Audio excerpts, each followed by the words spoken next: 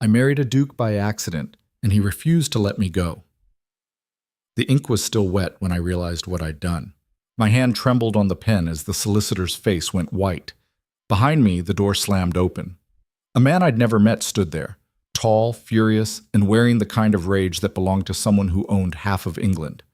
"Who?" he said, his voice cutting through the room like ice. "Signed my marriage contract?" Everyone turned to look at me. The nobody. The spinster holding her family together with sewing needles and prayers. I'd just become a duchess. And he looked ready to destroy me for it. Stick around until the end to find out how this impossible marriage became the fight of my life. If you're watching from London, New York, or anywhere in between, drop your city in the comments and hit that like button. Let's go. The morning had started with bread going stale and my mother's cough getting worse. I remember that specifically because those were the two things occupying my mind when I walked into Harrison & Sons solicitors on Chancery Lane. Not marriage, not dukes, just whether we'd have enough to get through another week and whether the medicine I'd bought with my last saved shillings would actually help, or if I'd wasted money we couldn't afford to waste. The office smelled like old paper and pipe tobacco. Mr. Harrison, the younger one, not the father who'd retired to Bath, barely looked up when I entered. "Miss Whitlock, punctual as always." "You asked me to witness a signature," I said, unwinding my threadbare scarf. "I came." He gestured vaguely toward a desk buried under documents. "Standard procedure. Estate transfer. Your sister completed her portion yesterday, but we needed a second witness for the secondary documentation. Sign there." He pointed with his pen, already turning back to whatever actually mattered to him. I should have read it. That's what everyone said later, as if I were stupid instead of desperate. As if I hadn't spent the last 3 years watching every penny, managing every crisis, holding together a household that had been falling apart since my father drank himself into an early grave. But Mr. Harrison was a solicitor my family had used for years. And I was tired. So tired my bones ached with it. I signed. The pen scratched across expensive paper. My hand, chapped from laundry, scarred from needlework, looked out of place holding something so fine. I set it down. "Is that all?" Yes, thank you, Miss Whitlock." He was already shuffling papers, dismissing me. I was halfway to the door when it burst open. The man who entered didn't walk. He invaded. Tall enough that he had to duck slightly under the doorframe, broad-shouldered in a coat that probably cost more than our house. Dark hair, sharp features, and eyes that scanned the room with the kind of authority that made even Mr. Harrison scramble to his feet. "Your Grace, where is it?" The man's voice was clipped, controlled, but I could hear fury underneath, like ice over a river that's moving too fast. "The contract Harrison sent to my London residence this morning, the one I specifically instructed be held until I could review the amendments." Mr. Harrison's face went from pink to white to gray in stages. "Your Grace, there must be some confusion." "There is no confusion." The Duke, because of course he was a Duke, who else moved like that, pulled a letter from his coat. "Your messenger arrived at 8 this morning with a contract marked complete and binding. I came directly here to find out what incompetent fool finalized documents without my explicit approval." His eyes landed on the desk where I'd just signed. On the paper with wet ink. On me, still standing there like an idiot with my worn gloves in my hands. "Who?" he said very quietly. "Is this?" Mr. Harrison made a sound like a dying animal. "Your Grace, I can explain." "Explain what?" The Duke crossed the room in 3 strides. He picked up the document I'd signed, and I watched his expression change from anger to something worse, something colder. "This is a marriage contract." "A witness signature," Mr. Harrison stammered. "Merely a formality for the estate transfer." "This line." The Duke's finger stabbed at the page. "This is not a witness line. This is the bride's signature." The room tilted. I heard myself speak from very far away. "What?" "You." The Duke turned to face me fully for the first time, and I understood what it meant to be looked at by someone who owned estates in 4 counties and had the Prince Regent's ear. "What is your name?" "Arabella Whitlock." My voice came out steady, which surprised me. "I was asked to witness a signature." Mr. Harrison said, "Mr. Harrison is a cretin." The Duke didn't look away from me. Did you read what you signed? I trusted. That's not what I asked. Heat flooded my face. No. No. He repeated it like a curse. Then he turned back to Harrison, and I saw murder in his eyes. You had her sign a binding marriage contract without her knowledge, without her consent. Do you have any idea what you've done? Your Grace, please. It was a simple error. We can void it. Can we? The Duke's laugh was sharp enough to cut. This document is signed, witnessed, and according to your own messenger, already filed with the registry. As of this morning, this woman is legally my wife. The words didn't make sense. I looked at Mr. Harrison, who was sweating through his collar, at the Duke, who looked like he wanted to strangle someone, at the paper on the desk with my signature, my real signature, not a witness mark, on a line that said bride. This is a mistake, I said. An understatement. The Duke's jaw was so tight I could see the muscle jumping, but a legally binding one. Then we'll fix it. My hands were shaking now, but I kept my voice level. Explain the situation to whoever needs to hear it. I'll sign whatever needs signing to undo this. It's not that simple. Why not? He looked at me then, really looked at me, and I saw him taking inventory.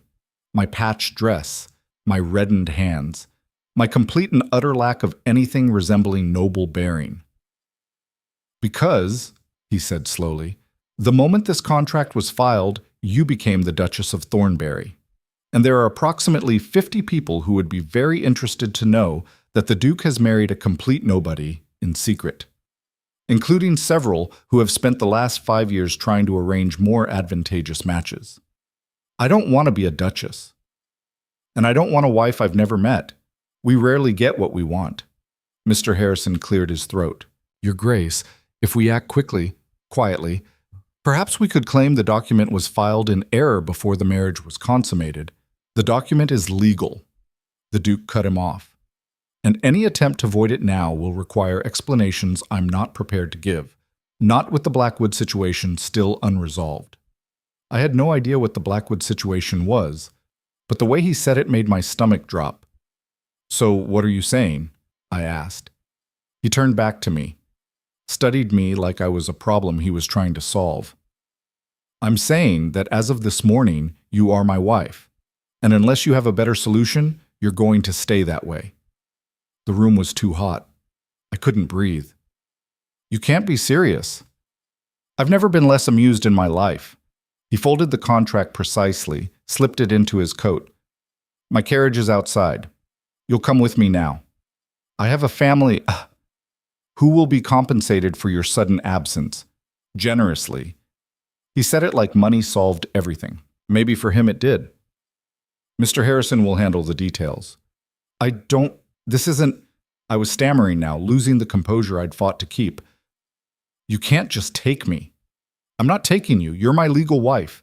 You'll come to my home. We'll determine how to manage this disaster, and we'll proceed from there. He moved toward the door, clearly expecting me to follow.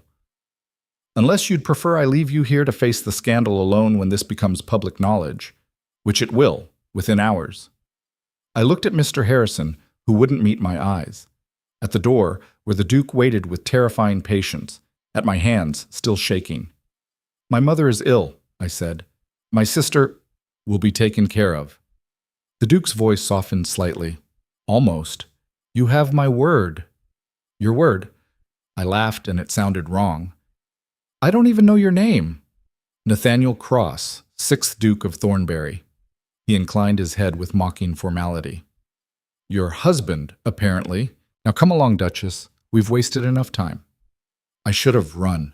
I should have screamed, refused, made a scene that would have brought half of London running. But I was 26 years old, unmarried, responsible for a dying mother and a sister whose beauty was the only thing standing between us and complete poverty.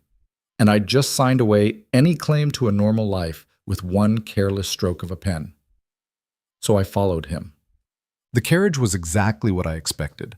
Black lacquer, gilt trim, a crest on the door that probably meant something to people who cared about such things. Inside, the seats were soft enough to sink into. I sat as far from the Duke as possible, which wasn't far. He didn't speak until we were moving. Tell me about yourself. Why? Because you're my wife now, and I know absolutely nothing about you except that you're trusting to the point of stupidity.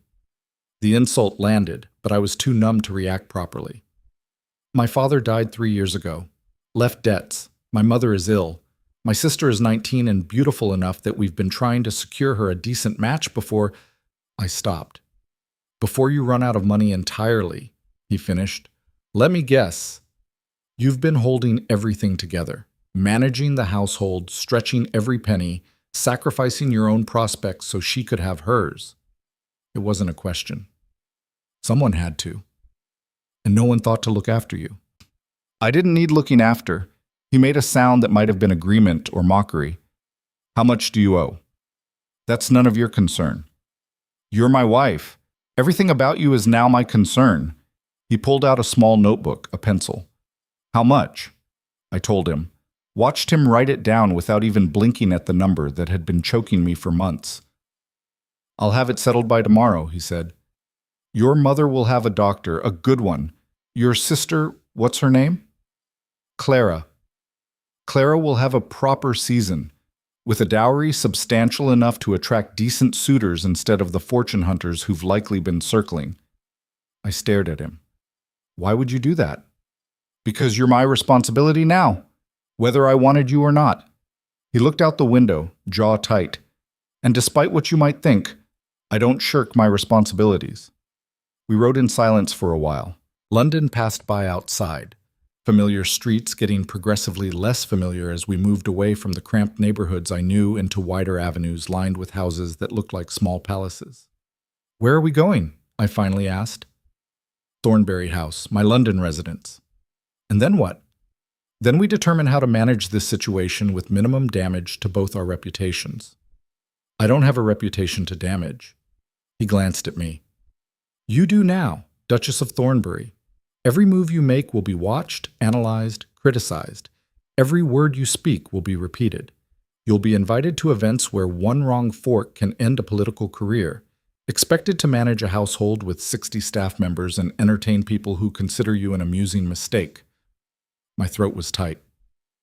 You're trying to scare me. I'm trying to prepare you. The carriage slowed, turned. This isn't a fairy tale, Miss Whitlock. You haven't married a prince. You've made an error that's trapped us both, and the only way through it is to be smarter than everyone waiting for us to fail. The carriage stopped. A footman opened the door, and I saw Thornbury House for the first time. It wasn't a house. It was a monument. 4 stories of pale stone, windows that glittered like eyes, columns that belonged on a Greek temple, the kind of place that made you feel small just by existing. Come on, the Duke said, offering his hand. I didn't take it. Climbed down myself, stumbled slightly on the step. He caught my elbow, steadied me. Stubborn, he muttered. Practical, I corrected. The front door opened before we reached it. A man in formal livery bowed. Your Grace, we weren't expecting... His eyes landed on me, widened slightly. This is the Duchess, Nathaniel said flatly. Prepare the Duchess's chambers. Have Mrs. Rothwell attend her immediately. And send for my steward. The servant's face went carefully blank. The Duchess, Your Grace? You heard correctly. See to it. We swept inside, or he swept. I followed, trying not to gape at the entrance hall that was larger than my entire house. Marble floors. A chandelier that could kill someone if it fell. Paintings of stern-faced ancestors who probably wouldn't approve of me either. This way. Nathaniel led me up a staircase wide enough for 6 people to walk abreast. Your rooms are in the east wing. You'll have privacy there. Mrs. Rothwell is the housekeeper. She'll help you with anything you need. I don't need help. You need everything. He stopped at a door, pushed it open. Including a complete wardrobe, instruction in household management, and apparently lessons in basic contract reading. The room beyond was blue. Not just blue. Midnight blue silk on the walls, sapphire curtains, a carpet that looked like a frozen lake. Furniture that probably cost more than my family's annual income. This is yours. He was already turning away. Mrs. Rothwell will be here shortly. Don't leave these rooms until I send for you. You're confining me? I'm protecting you. He paused in the doorway. The staff will be curious, likely hostile. You walking around alone looking lost will only make things worse. Stay here. Get your bearings. We'll talk tonight. About what? About how we're going to survive this mess without destroying each other. The door closed behind him. I stood in the middle of the blue room in my patched dress with my chapped hands and tried to remember how to breathe. Mrs. Rothwell arrived 20 minutes later. She was 60 if she was a day, with steel gray hair pulled back so tight it must have hurt, and eyes that missed nothing. So, she said, looking me up and down, you're the Duchess. Apparently. She circled me like I was livestock at market. Well, we've certainly got our work cut out for us. I didn't ask for this. No one asked for anything worth having. She snapped her fingers, and two maids appeared from nowhere. Draw a bath, hot water, lavender oil, find something appropriate for her grace to wear to dinner, and for heaven's sake, someone deal with that hair. My hair is fine. Your hair, my dear, looks like you've been wrestling sheep, which perhaps you have. I don't judge. She steered me toward what turned out to be a bathing room with a tub the size of a small pond. But if you're going to survive in this house, you need to look like you belong here, even if you don't. The honesty was almost refreshing. The Duke said you'd help me. The Duke says a lot of things. I've served this family for 40 years. I'll help you because it's my job. Whether you deserve it is something we'll discover together. The maid started filling the tub. Steam rose, carrying the scent of lavender and something else. Something expensive. How bad is this? I asked quietly. Mrs. Rothwell met my eyes. You married the most eligible duke in England without his knowledge or consent. You have no family connections, no fortune, no training for this role. Half the ton will think you're a schemer. The other half will think you're a fool. His own mother will likely try to have the marriage annulled, and failing that will make your life a particular hell. So very bad. Catastrophically bad. She smiled then, sharp and quick. But I've seen worse things than a clever girl in over her head. Let's see what you're made of, shall we? The bath was hot enough to hurt. The maid scrubbed until my skin was pink, washed my hair 3 times, wrapped me in a robe softer than anything I'd ever touched. The dress they brought was green silk. Simple compared to what I'd seen in fashion plates, but still more beautiful than anything I'd worn in my life. It was the previous Duchess's, Mrs. Rothwell said, lacing me into it. His Grace's mother. She was about your size before she took ill. She's dead? 5 years now. Cancer. The housekeeper's hands were efficient, impersonal. Left His Grace with responsibilities he wasn't ready for and a title he never wanted. Made him harder than he should be at his age. How old is he? 31. Inherited at 26. Lost his father to a riding accident and his mother 6 months later. She stepped back, examined me. Better. Not perfect, but better. I looked at myself in the mirror and barely recognized what I saw. The girl looking back had clean hair, clear skin, a dress that actually fit. She looked almost like she could belong in a place like this. Almost. Dinner's at 8, Mrs. Rothwell said. Don't be late, and whatever you do, don't let His Grace see you cry. He hates tears. I don't cry. Everyone cries eventually, dear, but try to hold off until you're alone. Dinner was a disaster. Not because of the food, which was better than anything I'd tasted. Not because of the dining room, which could have seated 40, but held only 2 of us at opposite ends of a table built for entertaining kings. But because Nathaniel, I couldn't think of him as the Duke anymore, not after seeing him in his own home, looked at me like I was a problem that needed solving. You clean up adequately, he said. Thank you. I think? It wasn't a compliment, merely an observation. He cut his meat with precision. We need to establish some ground rules. Rules. For this arrangement. He set down his knife. First, we maintain separate quarters. You have your rooms, I have mine. We meet for meals and public appearances only. Agreed. Second, you do not, under any circumstances, interfere with the management of my estates or my business. I wouldn't know how. Third, You will learn. Mrs. Rothwell will teach you what you need to know about running this household. You'll have tutors for everything else: deportment, dancing, whatever useless skills duchesses are supposed to have. Useless skills that you require of me. His jaw tightened. I require you to not embarrass me. Or yourself. Is that unreasonable? It's practical. I took a sip of wine that probably cost more than a month's rent. What about my family? I told you, they'll be taken care of. I want to see them. Eventually. Now. No. He leaned back, studying me. You disappearing and reappearing with a duke in tow will raise questions we're not ready to answer. Give me 3 days to settle their debts and arrange proper care for your mother. Then we'll visit together, with a story prepared. What story? That we met at a country house party, fell madly in love, married quickly before your mother's health declined further. His voice was flat, making it clear how ridiculous he found this. People will believe it because they want to believe it. Romance is more palatable than incompetence. So we lie. We survive. He stood, done with the conversation. I have work to do. You should rest. Tomorrow starts early. Doing what? Learning how to be a duchess, since apparently that's what you are now. He left me alone in that cavernous dining room, surrounded by more food than my family would have had in a week.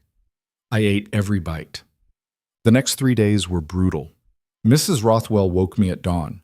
Deportment lessons. How to sit, stand, walk, hold a teacup without looking like I was afraid it would break.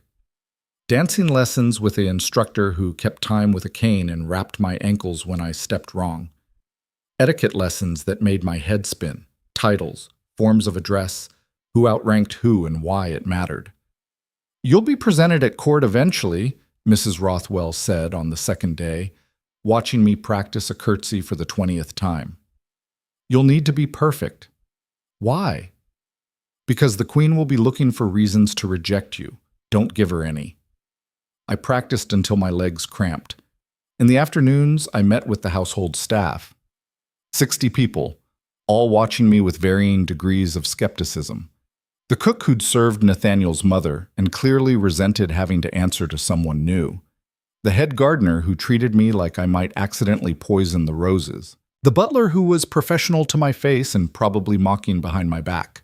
I learned their names, all of them. I learned what they did, how the household ran, where money was wasted and where it was needed. And slowly, very slowly, I started making small changes. The linens in the East Wing are being replaced too frequently, I told Mrs. Rothwell on the 3rd day. She raised an eyebrow. And you know this how? I asked the laundry maids. They're replacing sheets that could be repaired. It's wasteful. The budget allows for it. The budget allows for a lot of waste. That doesn't make it right. Mrs. Rothwell looked at me for a long moment. Then she smiled. All right, Duchess. Let's see what else you've noticed. By the end of the 3rd day, I'd identified 17 areas where the household could be run more efficiently. Not because I was smarter than anyone else, but because I'd spent 3 years stretching pennies until they screamed. Nathaniel noticed. Mrs. Rothwell says you've been reorganizing things, he said at dinner that night. I've been observing and proposing changes, suggesting. I met his eyes. Is that against the rules? It's unexpected. He studied me over his wine glass. Most new duchesses focus on redecorating. I'm not most duchesses. No. Something shifted in his expression. You're not. We ate in silence for a while. Your mother's doctor reports she's responding well to treatment, he said eventually. My throat tightened. Thank you. And your sister has accepted an invitation to stay with Lady Carmichael for the season. She'll be properly introduced. Clara must be terrified. Clara, according to Lady Carmichael, is delighted. Apparently she's always wanted to attend a real ball. He paused. She asked about you. What did you tell her? The truth, that you married me, that you're safe, that she'll see you soon. Did she believe you? I'm a duke. People generally believe what I tell them. He set down his fork. Tomorrow, we visit them, together. You'll have 2 hours. I suggest you use them to reassure your family that you haven't been abducted. Have I been? You're here by law, not force. There's a difference. Is there? He stood, done with the conversation. Get some rest, Arabella. Tomorrow will be difficult enough without you being exhausted. He used my name. For the first time since this nightmare started, he'd used my actual name. I didn't sleep that night. The house I'd grown up in looked smaller than I remembered, shabby, the paint peeling, the garden overgrown, but clean. Someone had washed the windows. Nathaniel handed me down from the carriage himself this time. 2 hours, he reminded me. You're not coming in? This is your family. You should have privacy. Thank you. He nodded, stepped back. I knocked on my own door. My mother answered, looked healthier than she had in months, color in her cheeks, breath coming easier. Arabella. She pulled me into the house, into her arms. Oh, my darling girl, what have you done? I held her and tried not to cry. Clara appeared from the kitchen, beautiful and bright and completely bewildered. Is it true? You married a duke? It's complicated. It's insane. But she was laughing, spinning me around. Bella, you're a duchess, an actual duchess. How did this even happen? I told them. All of it. The solicitor's office, the mistake, Nathaniel's fury, and his impossible solution. My mother looked horrified. He can't just keep you. He can. He did. I took her hands. But he's not cruel, Mama, and he's given us everything we needed. Your doctor, Clara's season, the debts, all of it. We're safe. But are you? Her eyes searched mine. Are you happy? I didn't know how to answer that. Clara saved me. Happy or not, you're brilliant. Do you know what Lady Carmichael's house is like? And the dresses she's ordered for me? Bella, this is everything we hoped for. I wanted it for you, not like this. But it's done now. She squeezed my hand. So we make the best of it, right? The 2 hours passed too quickly. When Nathaniel returned, my mother insisted on meeting him properly. She was gracious, formal, every inch the gentlewoman she'd been raised to be despite our current circumstances. Take care of my daughter, Your Grace, she said. I intend to. He meant it. I could hear it in his voice. On the ride back to Thornbury House, I was quiet. That went well, Nathaniel said eventually. They're happy because they think I am. And you're not? I don't know what I am. I looked out at London passing by. 3 days ago, I was nobody. Now I'm a duchess married to a stranger who looks at me like I'm a problem that won't solve itself. I don't... He stopped, started again. I look at you like you're something I didn't plan for. That's different. Is it? Yes. He was quiet for a moment. You're not what I expected. Because I'm not useless? Because you're not broken by this. Anyone else would be weeping into their pillows. You're reorganizing my household and demanding to see your family. Would you prefer weeping? I prefer competence. He met my eyes, even when it's inconvenient. We pulled up to Thornbury House. There's a dinner party tomorrow night, he said as we climbed the steps. Small gathering, 12 guests. You'll attend with me. As your wife? As my duchess. There's a difference. You keep saying that. Because it's true. He paused at the top of the stairs. These people will judge you. They'll be polite to your face and vicious behind your back. Can you handle that? I thought of 3 years managing a dying household, of creditors at the door and my mother coughing blood into handkerchiefs I had to wash in secret so Clara wouldn't see. I can handle anything, I said. He almost smiled. Good, because tomorrow is when the real test begins. The dress Mrs. Rothwell chose for the dinner party was burgundy silk with black lace at the sleeves. It fit perfectly, which somehow made it worse. I looked like I belonged in it, like I belonged at this table, in this house, wearing jewelry that cost more than my family had earned in 5 years. I didn't belong anywhere near it. Stop fidgeting, Nathaniel said from across the drawing room. He was reading correspondence, not even looking at me, but somehow he knew. I'm not fidgeting. You've adjusted that bracelet 4 times in the last minute. I stopped, clasped my hands together. Who's coming tonight? People who matter. He set down his letter. Lord and Lady Pembroke, old family friends, harmless. The Ashfords. He's in Parliament. She's a gossip, but manageable. Sir Richard Blackwood and his daughter Charlotte. The way he said that last name made my spine straighten. Blackwood. You mentioned that name before. At the solicitor's office. Observant. He stood, came closer. Close enough that I could smell whatever expensive soap he used. Sir Richard has been trying to marry Charlotte to me for 3 years. She's beautiful, well-connected, and trained since birth to be a duchess. Everything I'm not. Precisely. His eyes were unreadable. Which is why tonight will be interesting. You could have warned me earlier. I'm warning you now. He reached out, adjusted the necklace I was wearing so the clasp sat properly at the back of my neck. His fingers were cold against my skin. Charlotte will try to make you feel small. Her father will assess whether you're worth the trouble of removing. The others will watch to see how you handle it. And what should I do? Survive. He stepped back. With dignity, if possible. The doorbell chimed. Showtime, Duchess. The guests arrived in a cluster, probably coordinated, probably deliberate. I watched from the top of the stairs as they handed off coats and gloves, all of them dressed in clothes that whispered wealth rather than shouting it. Lady Pembroke saw me first. She was 60, round, with kind eyes that crinkled when she smiled. Your Grace, how wonderful to finally meet you. Finally. Like I'd been hiding.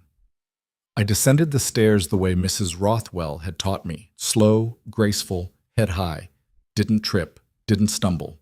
Small victories. Lady Pembroke, thank you for coming. She took my hand, squeezed gently. My dear girl, you're even lovelier than the rumors suggested, though I must say, Nathaniel kept you quite the secret. A whirlwind courtship, Nathaniel said smoothly, appearing at my side. His hand settled at the small of my back, possessive, protective, both. I didn't want to share her before I had to.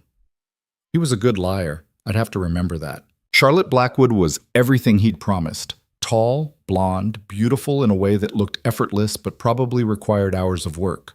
Her dress was cream silk that made her look like she was glowing. She smiled at me with perfect teeth. Your Grace, what a surprise this all is. Miss Blackwood, I kept my voice level. I've heard so much about you. Have you? Her smile sharpened. Strange. I'd never heard of you at all until 3 days ago. The room went quiet. Sir Richard cleared his throat. Charlotte, mind your manners.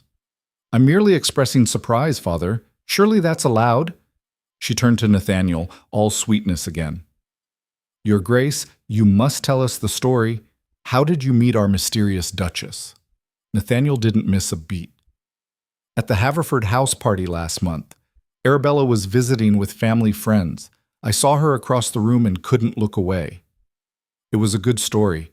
Romantic, believable, completely false. How lovely, Lady Ashford cooed. Love at first sight. Something like that. Nathaniel's hand pressed slightly harder against my back. A warning or support, I couldn't tell. Shall we go into dinner? The dining room had been set for 12. I'd watched the staff prepare it this afternoon, crystal that caught the candlelight, china painted with the Thornbury crest, flowers arranged just so. Every detail perfect. Nathaniel seated me at the foot of the table, the Duchess's place. He took the head, 20 feet away. I was on my own. So, Your Grace, Sir Richard said once the first course was served. What family are you from? I confess I'm not familiar with the Whitlock name. My father was a country gentleman, no title. I met his eyes. I'm sure that's disappointing. Not disappointing. Surprising. He cut his fish with precision. The Duke has been courted by the finest families in England. To choose someone so unexpected, I believe that's what made her irresistible, Nathaniel said from the far end of the table. His voice carried. I was tired of the expected. Charlotte laughed. It sounded like breaking glass. How romantic. And practical, too. No meddling in-laws, no complicated family politics, just a clean slate. My family may not have titles, I said carefully, but they're far from uncomplicated. Oh? Lady Ashford leaned in. Do tell. This was a trap. Whatever I said would be repeated, analyzed, used against me. My mother is recovering from a long illness, I said. My sister is preparing for her first season. They're the most important people in my life. Of course. Charlotte's smile was poison. Family is so important, especially when one is newly elevated. I imagine it must be quite overwhelming, suddenly having to manage a household like this. I've been managing households since I was 23. Oh, but surely not one of this scale. She gestured around the room. 60 staff members, multiple estates, social obligations that could end political careers. It's rather different from whatever you managed before, isn't it? The table watched. Different, I agreed, but not impossible. Managing a household on limited funds teaches resourcefulness. Managing one with unlimited funds just removes certain constraints. Resourcefulness, Charlotte savored the word. How quaint. Charlotte, Sir Richard's voice had an edge. That's enough. I'm simply making conversation, Father. But she sat back, message delivered. The dinner continued, course after course. Conversation flowed around me, politics, society gossip, news from court. I listened more than I spoke, learning who mattered and why. Lord Pembroke was kind. His wife was genuinely warm. The Ashfords were social climbers who'd follow whoever held power. Sir Richard was calculating every word, every gesture. And Charlotte was a threat dressed in silk. Your Grace, she said during dessert, her voice carrying, I understand you've been making changes to the household already. Every head turned. Minor efficiencies, I said. I heard you dismissed 3 staff members. That wasn't true. I'd reassigned them, but correcting her would make me sound defensive. Nathaniel set down his wine glass. The sound was sharp in the sudden quiet. The Duchess has been reviewing household operations, he said. I asked her to. She's found several areas where we were wasting resources. How industrious! Charlotte's tone made it an insult. Most duchesses focus on charity work and social engagements, but I suppose when one comes from more modest circumstances, one notices these things. One does, I said. One also notices when wine cellars are overstocked, when linens are replaced unnecessarily, and when staff positions overlap without purpose. Modest circumstances teach you to see waste. Lady Pembroke made a small sound of approval. Sir Richard studied me with new interest. Charlotte's smile froze. Of course, she said, there's waste and then there's tradition. Sometimes what appears inefficient is actually maintaining standards. We wouldn't want Thornbury House to lower itself in pursuit of savings. Standards and waste aren't the same thing, I said, though I can see how they might be confused if one has never had to choose between them. The silence was absolute. Then Nathaniel laughed. Actually laughed. Well, he said, raising his glass, I believe my wife has made her point to efficiency. The others raised their glasses, murmured agreement.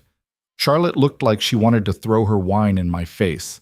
After dinner, the ladies withdrew to the drawing room while the men stayed for port. Standard practice. Expected. I hated every second of it. Lady Pembroke settled on the sofa beside me. That was well done, dear. Was it? I felt sick. Charlotte has been trying to trap Nathaniel for years.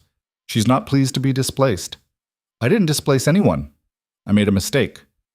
A mistake that signed a marriage contract? Lady Ashford's eyes were sharp. Forgive me, Your Grace, but that seems remarkably convenient. It seems remarkably stupid, I corrected, which is what it was. Charlotte stood by the window, looking out at the dark gardens. How long do you think it will last? I'm sorry? She turned. This marriage, built on accident and desperation. How long before he tires of you? Lady Pembroke gasped. Charlotte, that's entirely inappropriate. Is it? Charlotte crossed the room, all pretense of civility gone. We're all thinking it. I'm simply saying it aloud. She's nobody. She has no training, no connections, no idea how to be what he needs. And when the novelty wears off, when he realizes what he's actually bound himself to, what then? I stood, faced her. Then I'll still be his wife, I said. Legal, binding, and apparently quite irritating to you. You think you've won something. Her voice was low, vicious. You've won nothing. You're an accident he's stuck with, and the moment the law allows it, he'll find a way out. Perhaps. I didn't blink. But until then, I'm the Duchess of Thornbury, and you're a guest in my home, one who's overstayed her welcome."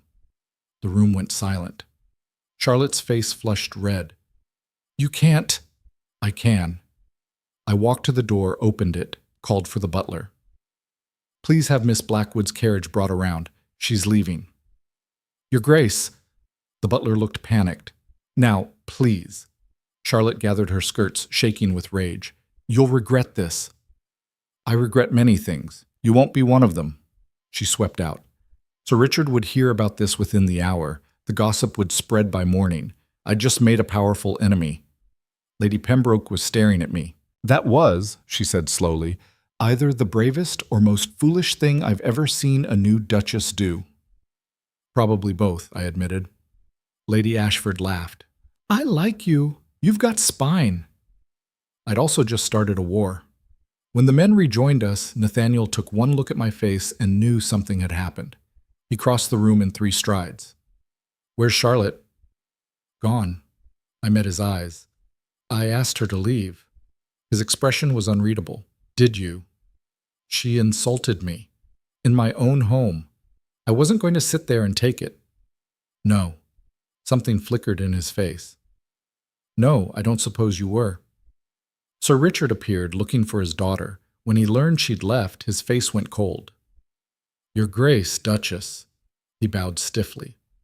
"We'll take our leave as well. Thank you for a memorable evening." The Ashfords left soon after. Only the Pembrokes remained, and Lady Pembroke pulled me aside before departing. "Charlotte will make you pay for tonight," she said quietly. "She has her father's connections and her mother's vindictiveness. Be careful." "I'm tired of being careful." "Being brave and being reckless aren't the same thing, dear." She squeezed my hand.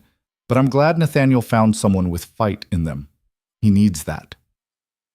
When they were gone, I stood in the empty drawing room and waited for Nathaniel's anger. He poured 2 glasses of brandy, handed me one. "You threw Charlotte Blackwood out of my house." "Your house, my home. There's a difference." I took a drink. It burned. "She was cruel." "She was testing you." "And I failed?" "No." He sat, looked at me with something that might have been approval. "You passed, spectacularly." "She'll hate me now." "She already hated you. Now she also fears you." He swirled his brandy. "That's much more useful." Sir Richard will do what he always does. Plot, scheme, try to find leverage." Nathaniel's voice was calm. "Let him try." "You're not angry?" "I'm furious." But he was almost smiling. "You just made an enemy of one of the most connected families in London. We'll spend the next month dealing with the fallout. It will be expensive, politically complicated, and exhausting." "Then why do you look pleased?" "Because she deserved it, and because you didn't ask my permission first." He raised his glass. "To my wife, who apparently takes no prisoners." I drank. We sat in silence for a while. "This is going to get worse," he said eventually. "Tonight was the opening salvo. Charlotte and her father will retaliate." "I know." "And you're prepared for that?" I thought about 3 years of creditors, of holding my family together with nothing but stubbornness and spite. "I'm prepared for anything." "Good." He stood. "Because tomorrow we're going to my country estate. And if you thought London society was difficult, wait until you meet the staff who've served my family for generations. They make Charlotte look welcoming." My stomach dropped. "How soon?" "We leave at dawn. Pack light. Mrs. Rothwell will send the rest." He paused at the door. "Get some sleep, Arabella. You'll need it." I didn't sleep. I lay in the blue room and stared at the ceiling and wondered what I'd gotten myself into. The country house was called Ashford Park, 3 hours north of London, set on land that had belonged to the Thornbury family for 8 generations. Nathaniel told me this in the carriage, his voice matter-of-fact. 200 staff members, 50 tenant families, 3,000 acres of farmland, forest, and parkland. He was reading papers, not looking at me. "The house has been in continuous occupation for 400 years. "Why are we going there?" "Because harvest season is approaching. I need to review operations. And because getting you out of London while the Charlotte situation settles is practical. Running away. Strategic retreat. He glanced up. There's a difference. The house appeared through the trees like something from a dream. Not as ornate as Thornbury House in London, but larger, older, built from gray stone that looked like it had grown from the earth itself. It's beautiful, I said. It's a responsibility. Nathaniel closed his folio. Every person living on this land depends on decisions made in that house. Every failed crop, every sick tenant, every problem, all of it comes to me. That sounds lonely. It is. He looked at me then, really looked. But it's the job. The staff was waiting, lined up outside the main entrance, 200 people watching our carriage approach. They know about me? I asked. They know you exist, that's all. He helped me down. Mrs. Thornbury is the head housekeeper here. She's been with the family since my father was a boy. Don't expect her to be impressed. Mrs. Thornbury was tall, thin, and looked like she could cut steel with her stare. She curtsied, barely. Your Grace? We prepared the Duchess's chambers as instructed. Thank you, Mrs. Thornbury. I tried to sound confident. I look forward to learning how the household operates here. I'm sure. Her tone suggested she thought that was unlikely. Nathaniel introduced me to the senior staff, the butler, the head cook, the estate steward, the gamekeeper. All of them polite. None of them warm. The house was bigger inside than it looked. Hallways that twisted, stairs that led to unexpected places, rooms upon rooms filled with furniture covered in dust sheets. The family wing is here, Nathaniel said, leading me up the main staircase. Your rooms connect to mine. There's a shared sitting room between. Shared? For appearances, the staff gossips. He pushed open a door. But your bedroom locks from the inside. I won't disturb you. The rooms were green, forest green walls, emerald curtains, a carpet that looked like moss. Beautiful and cold. Dinner is at 7, Nathaniel said. We dress formally even in the country. Mrs. Thornbury will send someone to help you. He left. I stood in the green room and tried not to panic. The maid who came to help me dress was young, maybe 16, with red hair and nervous hands. What's your name? I asked. Mary, Your Grace. How long have you worked here, Mary? 3 years, ma'am, since I was 13. I let her lace me into a dinner dress, dark blue, simple. What do you think of the house? She blinked. Ma'am? Is it a good place to work? Yes, ma'am. His Grace is fair. Mrs. Thornbury is strict but not cruel. We're fed well, paid on time. She hesitated. Why do you ask? Because I want to know. I turned to face her. I'll be living here. I should know if the people who keep it running are treated well. Something shifted in her expression. The old Duke, he drank, got mean when he did. But the current Duke, he's different. Cares about the land, the tenants. People respect him. And me? You're new, ma'am. People don't know what to make of you yet. At least she was honest. Dinner was in a formal dining room that could seat 40. Just Nathaniel and me at opposite ends of a table built for entertaining. This is ridiculous, I said. This is tradition. This is wasteful. I picked up my plate, my cutlery, walked down to his end of the table, sat beside him. There. Much better. He stared at me. You can't just... I did. I started eating. Talk to me. Tell me about the estate. For a moment I thought he'd insist I move back. Then he laughed. Quietly, but genuinely. You're going to drive Mrs. Thornbury to distraction. Good. She looks like she needs some excitement in her life. He told me about the harvest, about crop rotation and tenant concerns, and a dispute over water rights that had been brewing for months. He talked like I could understand, like my opinion might matter. I asked questions, made suggestions based on nothing but common sense and what I'd learned keeping my own household running. That might actually work, he said at one point, sounding surprised. Don't sound so shocked. I'm getting used to being wrong about you. After dinner, he showed me the estate office, a room full of ledgers, maps, correspondence, everything that kept this massive operation running. This is where I'll be most days, he said. You're welcome to join me if you're interested. In ledgers? in understanding how things work. He pulled out a map, spread it across the desk. These are our holdings, 3,000 acres. This section is farmland, wheat, barley, some corn. This is forest, managed for timber and game. These buildings are tenant houses. Each family pays rent, has rights to certain common lands. I studied the map. How many families? 53. All dependent on your decisions. Yes. That's terrifying. Every day.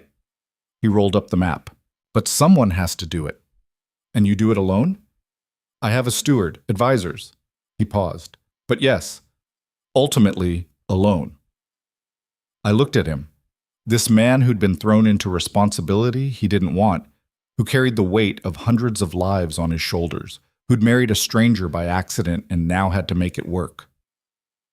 You don't have to be, I said quietly. He met my eyes. Something passed between us. Recognition, maybe. Or just exhaustion. We'll see, he said.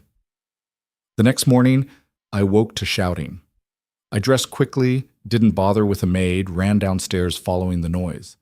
The estate steward, a man named Mr. Graves, was in the entrance hall arguing with a tenant farmer. The farmer was red-faced, desperate.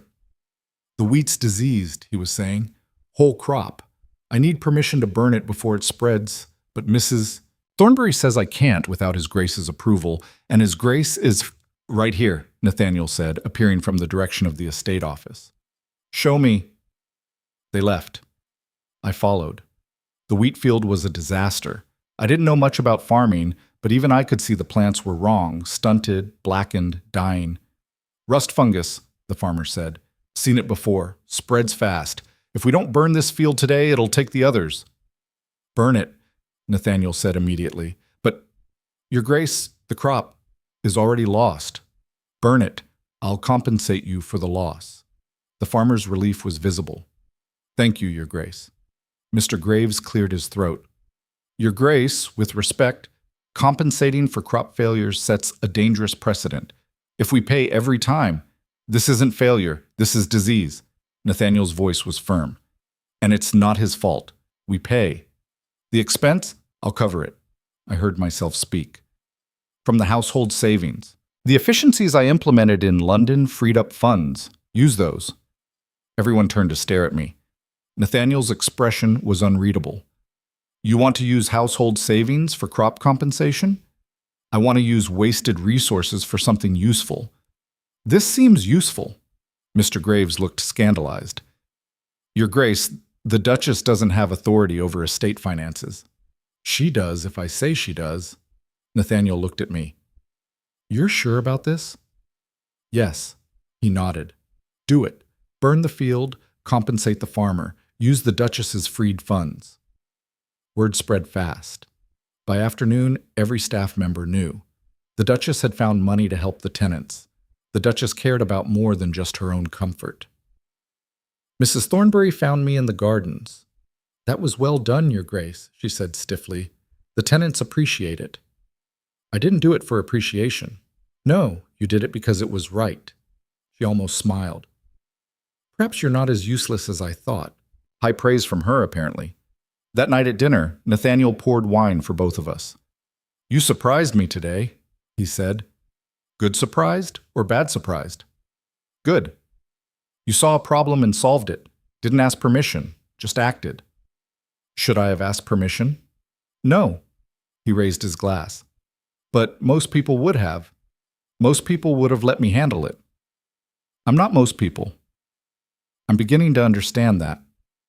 We drank. 2 days later, the letter arrived. Nathaniel's face went white when he read it. What is it? I asked. He handed it to me without a word. It was from Sir Richard Blackwood. Formal, polite, venomous. Your Grace, I write to inform you of certain irregularities that have come to my attention regarding your recent marriage. My sources indicate the union may not have been entered into with full knowledge and consent of both parties. I believe an investigation into the circumstances would be in the public interest. I'm sure you understand the damage such an investigation could cause. However, I'm willing to overlook these irregularities in exchange for certain considerations regarding the Blackwood estates. and your support for my upcoming parliamentary initiatives. I await your response. Sir Richard Blackwood. I looked up. He's blackmailing you. He's threatening to expose how we actually married, to challenge its legitimacy.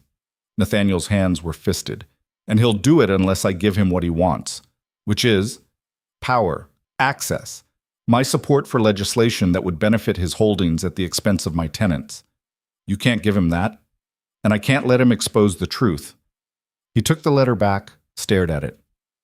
If this becomes public, we're both ruined. So what do we do? He met my eyes. I don't know. The silence in the estate office felt like it could crack bones. I read Sir Richard's letter again, looking for something we'd missed, some weakness in his threat. But the words stayed the same, polite venom wrapped in expensive paper. How much does he know? I asked. Enough. Nathaniel paced to the window, back again. His control was fracturing at the edges. He wouldn't make this move unless he had proof, or something close enough to destroy us with. Harrison. The name tasted bitter. The solicitor. He must have talked. Or been paid to talk. Nathaniel's jaw was tight. Richard has connections everywhere. Money buys information, and silence. So we buy Harrison's silence back. With what leverage? The damage is done. He threw the letter onto the desk.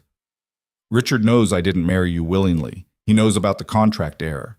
He probably knows what you were wearing that day and what I said when I found out. I stood, crossed to where he was destroying himself with anger and helplessness. Then we don't deny it, I said. What? We don't deny it. We don't hide. We get ahead of it. You want to tell the truth? He looked at me like I'd suggested we burn the house down. Do you understand what that means? The scandal alone would what? Make people think poorly of us? They already do. I picked up the letter. Richard is counting on our shame, on us being too afraid of exposure to fight back. What if we take that weapon away from him? By destroying ourselves first. By controlling the narrative. I was thinking fast now, the way I used to when creditors came, and I had to choose which bill to pay and which to sweet-talk into waiting. We tell our story. Not his version, ours. We make it about love-conquering bureaucracy, about a mistake that became fate. No one will believe that. They'll want to believe it. People love a good story. I met his eyes. And if we tell it first loudly enough with enough conviction, Richard's version becomes gossip instead of revelation. Nathaniel stared at me. You're serious. I'm desperate. There's a difference, but the result is the same. He was quiet for a long moment. Then he laughed, sharp, disbelieving. You want to fight Sir Richard Blackwood with a romantic fairy tale. I want to fight him with the truth, dressed up enough to be palatable. Yes. It's insane. Do you have a better idea? He didn't. I could see it in his face. If we do this, he said slowly, if we go public with some version of the truth, there's no going back. Every eye in England will be on us. Every mistake will be magnified. And if we fail, if people don't believe us, we lose everything. We're already losing everything. This way, we at least go down swinging. He studied me for a long time. I watched him calculate odds, assess risks, do whatever cold arithmetic he did when making impossible decisions. All right, he said finally, we try it your way, but we need allies. People with influence who'll back our story. Lady Pembroke. Too minor. We need someone with real power. He started pacing again, but this time it was purposeful, strategic. Lord Chancellor Hartwick, he owes my family. If we can get him on our side, others will follow. How do we get to him? There's a ball, next week in London, the Somerset Ball. Everyone who matters attends. His eyes were sharp now, focused. We go together. We make our grand entrance as the devoted couple. We charm, we dazzle. We make it impossible for anyone to doubt us. I don't know how to dazzle anyone. Then you'll learn. He rang for a servant. We have 1 week to turn you into the most convincing Duchess in England, starting now. The next 7 days were brutal. Mrs. Thornbury, who'd warmed to me slightly after the crop incident, became a tyrant. Dancing lessons from dawn until my feet bled. Deportment until I could walk with a book on my head while reciting peerage rankings. Conversation practice with Nathaniel grilling me on politics, history, anything someone might ask about at the ball. "Who is the current ambassador to France?" he demanded on day 3. "Lord Whitmore." "Wrong, Lord Ashton. Whitmore died 6 months ago." "How am I supposed to know that?" "By reading, by paying attention, by caring enough to learn." He shoved a stack of newspapers at me. "Read, memorize. You have 4 days." I read until my eyes burned. On day 4, we practiced our story, over and over until it sounded natural instead of rehearsed. "We met at the Haverford party," Nathaniel prompted. "You were arguing with Lord Davies about something tedious. I don't even remember what, but you looked so serious, so certain you were right."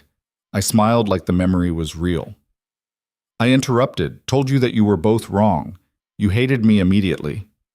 Until you explained why, and you were right. You asked me to walk with you in the gardens. We talked until dawn. And I knew." His voice softened, almost believable. "Right then, that you were going to ruin me." We practiced in the estate office, in the drawing room, in the gardens, while staff watched and pretended not to listen. By day 6, I could tell the story in my sleep. On day 7, Charlotte Blackwood arrived. I was in the gardens when Mary found me, breathless and panicked. "Your Grace, Miss Blackwood is here. She's in the drawing room with His Grace. Mrs. Thornbury sent me to fetch you." My stomach dropped. "Did she say what she wants?" "No, ma'am, but she brought her father." Of course she did. I found them in the formal drawing room, Charlotte in pale pink that made her look innocent, Sir Richard in his usual calculating calm, and Nathaniel standing by the fireplace like he was carved from ice. "Duchess?" Charlotte's smile could have curdled milk. "How lovely to see you again. I do hope you've recovered from our last meeting." I wasn't aware I needed to recover from anything. "Oh, but throwing me out of your home must have been so stressful, acting on impulse like that." She settled onto the sofa like she owned it. "I'm sure you've regretted it since." "The only thing I regret is not doing it sooner." Sir Richard cleared his throat. "Your Grace, we've come to discuss a matter of mutual interest." "I can't imagine what that would be," Nathaniel said. "Your marriage." Richard's smile was thin. "And the questions surrounding it." The room temperature dropped 10 degrees. "There are no questions," I said. "Aren't there?" Charlotte leaned forward. "It's all so sudden, so unexpected. And you, Your Grace, so conveniently unknown until you suddenly became a duchess. One might wonder about the circumstances." "One might mind one's own business," I replied. "Arabella." Nathaniel's voice was a warning. "No." I turned to Sir Richard. "You came here to threaten us, to imply something untoward about our marriage. So imply it. Say what you actually mean instead of dancing around it like a coward." Richard's expression hardened. "Very well. I have documentation suggesting your marriage was not entered into with proper consent, that it was, in fact, a clerical error that you both chose to exploit rather than correct." "Documentation from where?" "From a reliable source who was present when the contract was signed." "Harrison." "Had to be." "And what do you plan to do with this documentation?" Nathaniel asked quietly. "That depends entirely on you, Your Grace." Richard stood. "I'm prepared to overlook this irregularity, to keep my documentation private, in exchange for certain accommodations." "The accommodations outlined in your letter." "Precisely. Your support in Parliament, your endorsement of the Blackwood shipping interests, small favors between allies." "We're not allies," I said. "Then we're enemies." Charlotte rose, all pretense of civility gone. "And trust me, Duchess, you don't want us as enemies. My father has destroyed better families than yours for less cause." "I don't have a family to destroy. Not one that matters to you, anyway." "But you have a husband." Her eyes glittered.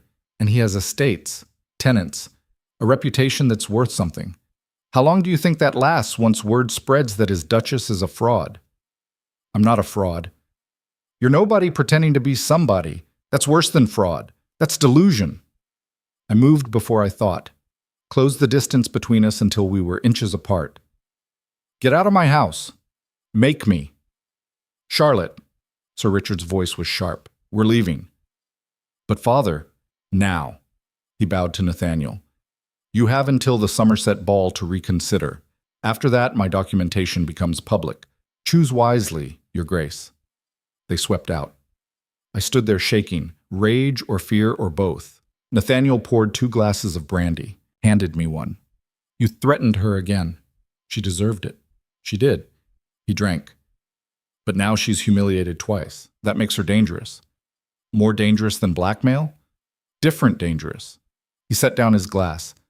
We need to move faster. The Somerset Ball is in 3 days. We need Hartwick on our side before then. How? We go to London early, tonight. We meet with him privately, tell him everything, and convince him to support us publicly. What if he says no? Then we're finished. Nathaniel met my eyes. But we have to try. We left for London within the hour. The city felt different this time. Hostile. Like the buildings themselves were watching, waiting for us to fail. Lord Chancellor Hartwick received us in his study, a room that smelled like old books and older money. He was 70, white-haired, with eyes that had seen every political maneuver ever invented. Thornbury? He gestured us to seats. And the mysterious Duchess. I've been curious to meet you. My lord. I curtsied the way Mrs. Rothwell had taught me. Sit, sit. Tell me why you're here at this ungodly hour looking like the world is ending. Nathaniel told him everything. The contract error. Harrison's incompetence. Sir Richard's blackmail. Our plan to control the narrative at the Somerset Ball. Hartwick listened without interrupting. When Nathaniel finished, the old man was quiet for a long time. That, he said finally, is the stupidest thing I've ever heard. My heart sank. It's also brilliant. Hartwick laughed. Risky as hell, but brilliant. You're going to tell everyone you fell madly in love and married in haste? Something like that, Nathaniel said. And you expect people to believe this? We expect people to want to believe it, I said, because the alternative, that a duke could be trapped by paperwork, makes the entire system look fallible. Hartwick studied me. You're sharper than you look. Thank you, I think. It's definitely a compliment. He stood, poured himself whiskey. Here's the problem. Richard Blackwood is my colleague. We've worked together for 20 years. If I publicly support you against him, I'm making an enemy. Yes, my lord. Which means you need to give me a reason, a good one. Why should I risk my political capital on your gamble? Nathaniel straightened. Because you knew my father. You told me once that he was a good man who made bad choices, that the estate suffered for it. I did. I've spent 5 years fixing his mistakes, rebuilding tenant relations, modernizing farming practices, making Thornbury profitable and sustainable. His voice was steady. But I can't do any of that if Richard destroys my credibility. He'll force me to support legislation that benefits his shipping interests at the expense of my land. My tenants will suffer. Everything I've built will collapse. And this concerns me. Why? Because you told me once that you wished my father had asked for help instead of drowning in pride. Nathaniel met the old man's eyes. I'm asking. The silence stretched. Hartwick drank his whiskey, set down the glass. The Somerset Ball, 3 days from now. Yes, my lord. I'll be there. I'll watch your performance. And if I believe you, I'll lend my support. He pointed at me. But she needs to be perfect. One misstep, one hint of fraud or deception, and I'll distance myself so fast you'll think I was never there. Understood. Good. Now get out. I need sleep and you're giving me a headache. We left. In the carriage, Nathaniel exhaled slowly. That could have gone worse. He didn't actually agree to anything. He didn't refuse. That's something. He looked at me. 3 days. Think you can be perfect for 3 days? I've been surviving this long. I can survive 3 more days. I was wrong. The next morning, a package arrived at Thornbury House. No sender, no note, just a bundle of documents tied with black ribbon. Nathaniel opened it in the breakfast room. I watched his face go white. What is it? He spread the papers across the table. Financial records, from my father's estate, showing debts I didn't know existed, gambling debts, loans from questionable sources. And at the bottom, a promissory note signed by my father, promising my hand in marriage to a merchant named Silas Webb in exchange for debt forgiveness. The note was dated 3 months before my father died.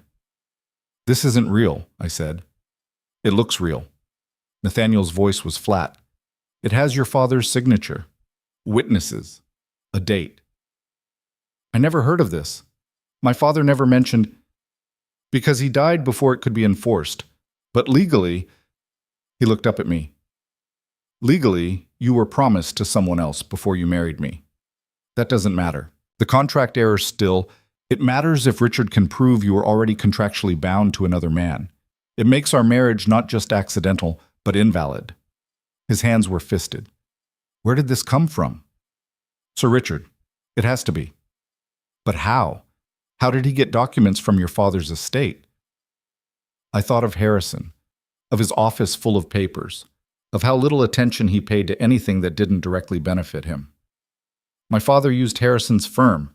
These could have been in their files, buried with other estate documents. And Richard paid to have them found. Nathaniel stood, started pacing. "This is worse than blackmail. This is a direct legal challenge. If this promissory note is valid, it supersedes our marriage contract. Can he actually enforce a note from a dead man? He can try, and the attempt alone will destroy us." He stopped pacing. "We need to verify this, find out if it's real or forged." "How?" "I know a magistrate. Someone who owes me. If we can prove forgery, if we can show this is manufactured evidence—" A knock at the door interrupted him. The butler entered, looking pale. "Your Grace, there are men here, from the court. They say they have a writ." My stomach dropped. "A writ for what?" "For your Grace's arrest." The room spun. "On what charge?" Nathaniel demanded. "Bigamy, your Grace." Silas Webb had filed a formal complaint, claiming I was legally bound to him through the promissory note, claiming my marriage to Nathaniel was invalid, and demanding my arrest for marrying another man while under contract to him. The men from the court were polite but firm. I had to come with them, immediately, to answer the charges. "This is insane," I said. "I've never even met this man." "That's for the magistrate to determine, ma'am." The officer looked uncomfortable but resolute. "Please come quietly." "She's not going anywhere," Nathaniel said. "Your Grace, resisting will only make this worse." "I don't care. She's my wife. You're not taking her." I put my hand on his arm, felt how tense he was, how close to doing something that would ruin everything. "It's all right," I said quietly. "It's not—" "Yes, it is." I looked at him. We knew Richard would fight back. This is how he's doing it. So I go. I answer the charges, and you find proof that this is all manufactured. Arabella, find the proof, Nathaniel. That's how you help me. I turned to the officer. I'll come voluntarily. No resistance. They took me to a holding room in the magistrate's building. Not quite a cell, but close. Stone walls, one small window, a bench to sit on. I waited. Hours passed.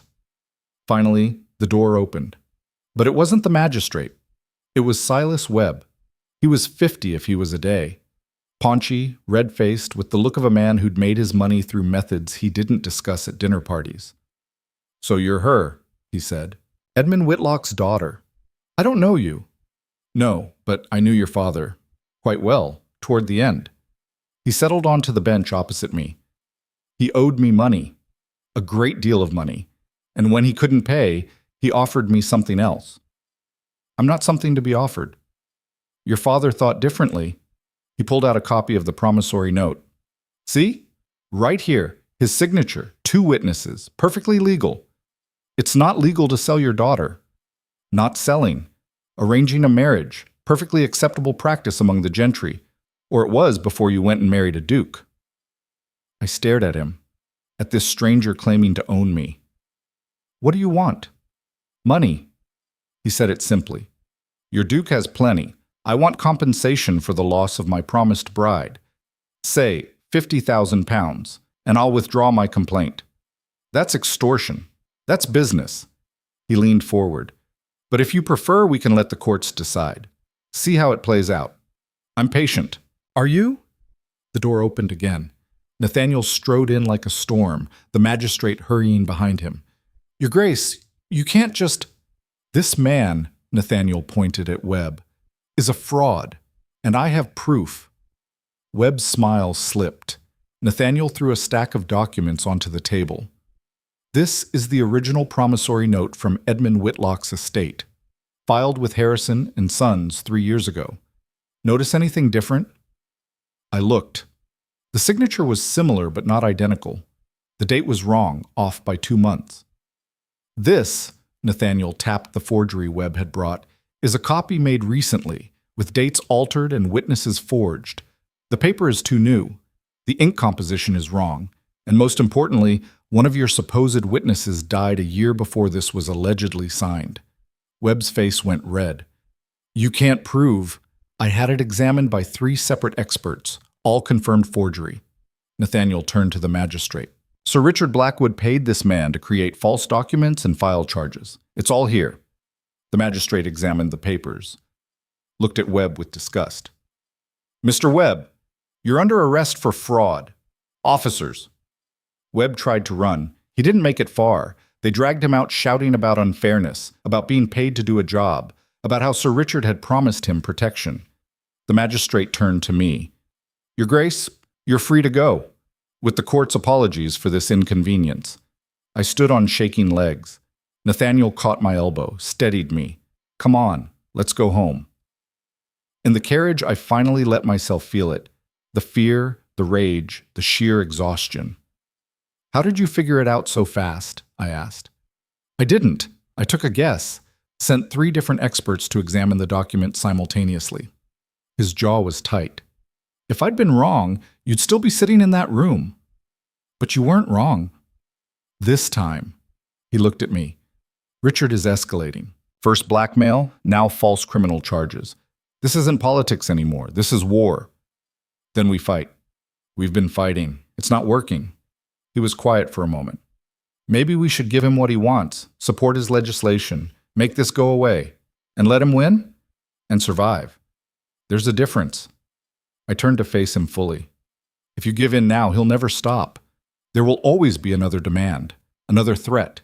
You'll spend the rest of your life being controlled by a man who couldn't accept that his daughter wasn't good enough for you. And if I don't give in, he destroys us both. Maybe. I took a breath.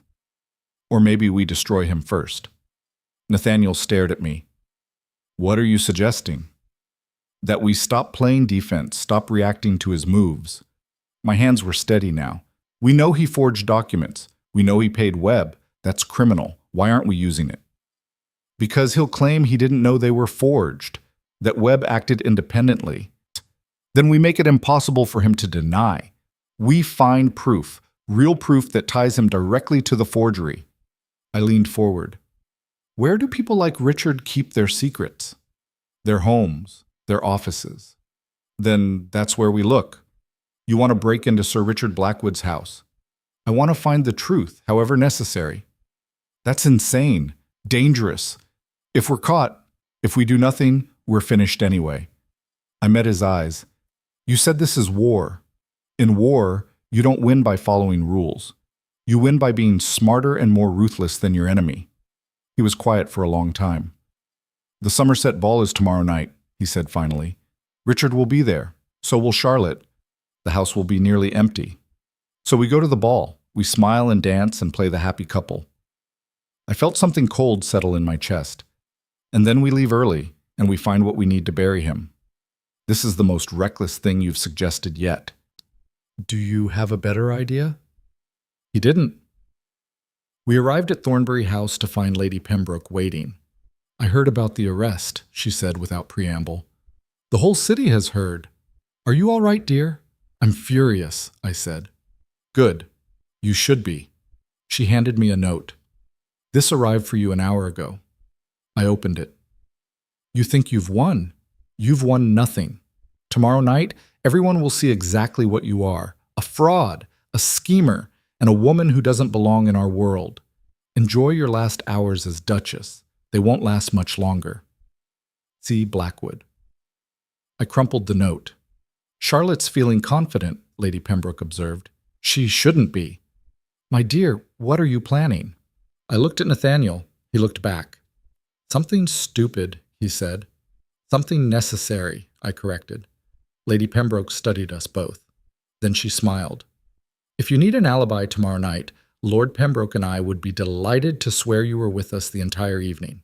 My lady... Hush. I've known Richard Blackwood for 30 years. He's a viper. If you found a way to defang him, I want to help.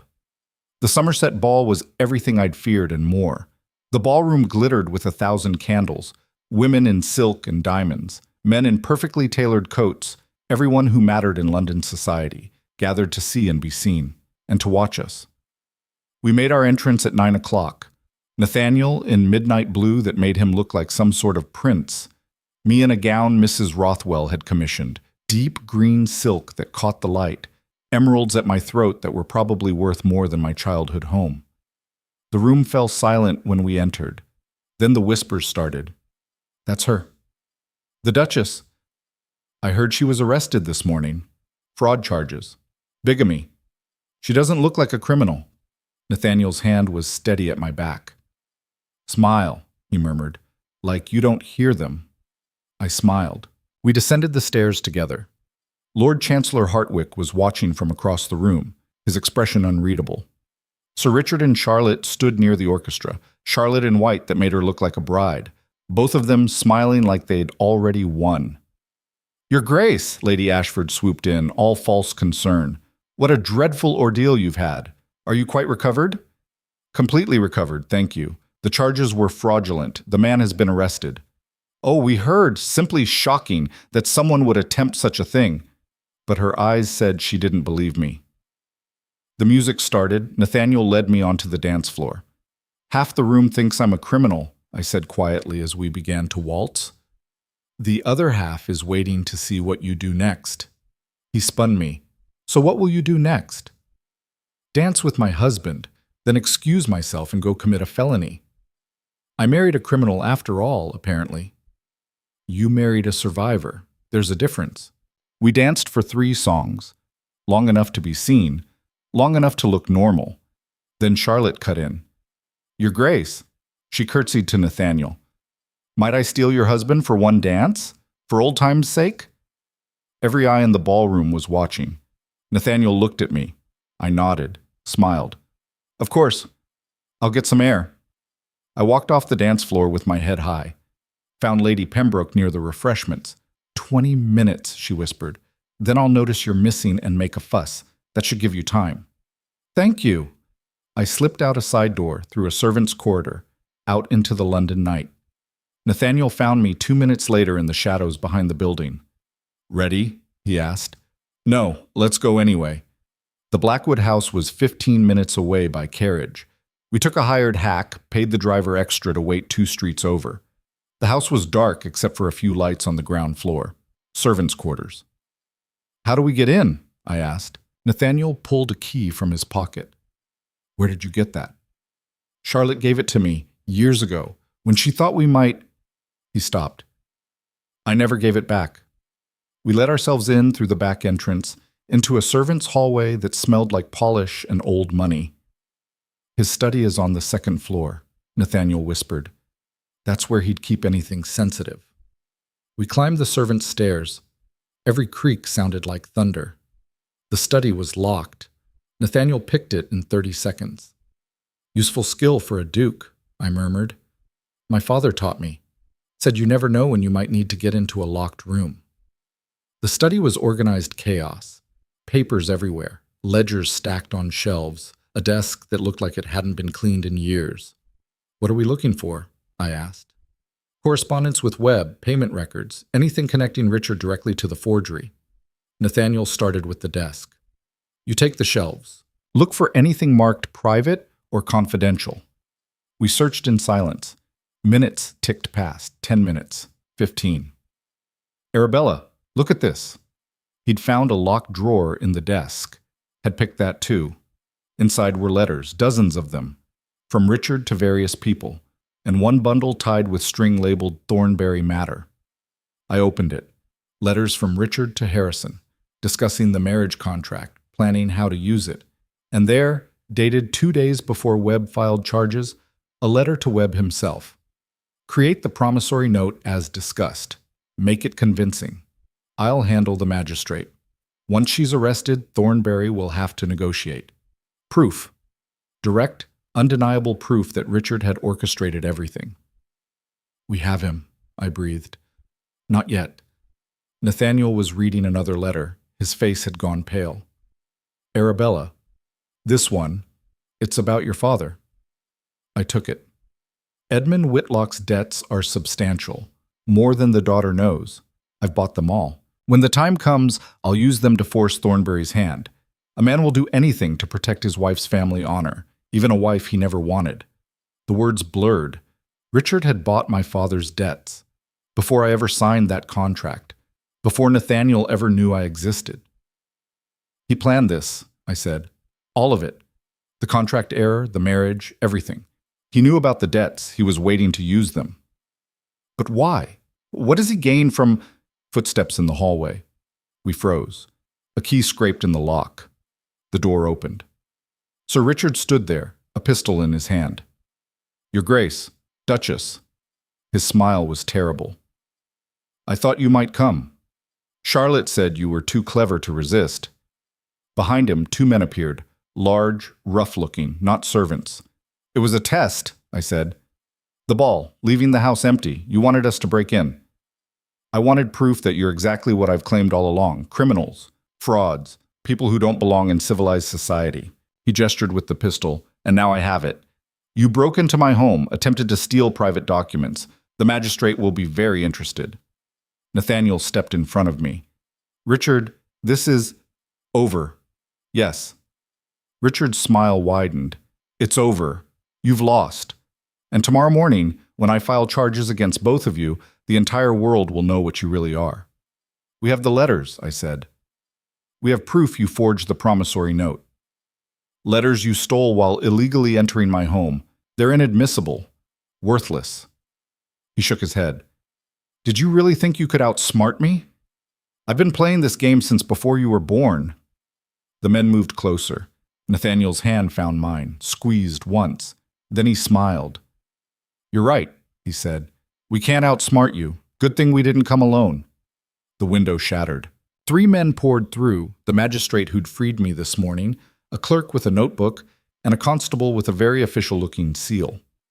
Sir Richard Blackwood, the magistrate said, you're under arrest for conspiracy to commit fraud, forgery, and extortion. These officers witnessed your confession. We've been listening from the garden for the last 5 minutes. Richard's face went from smug to ash. This is... You can't, I can, and I am. The magistrate nodded to the constable. Take him. The pistol clattered to the floor. They dragged Richard out, still protesting, still trying to negotiate. Charlotte appeared in the doorway, took in the scene, looked at me with pure hatred. You planned this, she said. We gave you enough rope, Nathaniel replied. You did the hanging yourselves. We left the way we came, through the servants' entrance, into the London night. In the carriage, I started shaking. It's over, Nathaniel said. Is it? Richard will be charged. His reputation is destroyed, and we have his confession on record. He pulled me against him. It's over. I let myself believe it. For approximately 3 minutes. Then the carriage lurched, stopped hard enough to throw us both forward. What? The door was yanked open. Charlotte stood there, no longer in white silk, in riding clothes, with a pistol of her own. Get out, she said. Charlotte, don't be... Get out! We climbed out. We were at the edge of Hyde Park, dark, deserted. Charlotte's horse was nearby. She must have followed us from the house. You destroyed everything, she said. Her voice was shaking. My father, my family, everything I've worked for, everything I was supposed to be. Charlotte, shut up! She was crying now, fury and grief mixing. You were nobody, nothing, and you took everything from me, my future, my plans, the man I was supposed to marry. I never wanted... I don't care what you wanted. The pistol was shaking in her hand. You ruined me, so I'm going to ruin you. She pulled the trigger.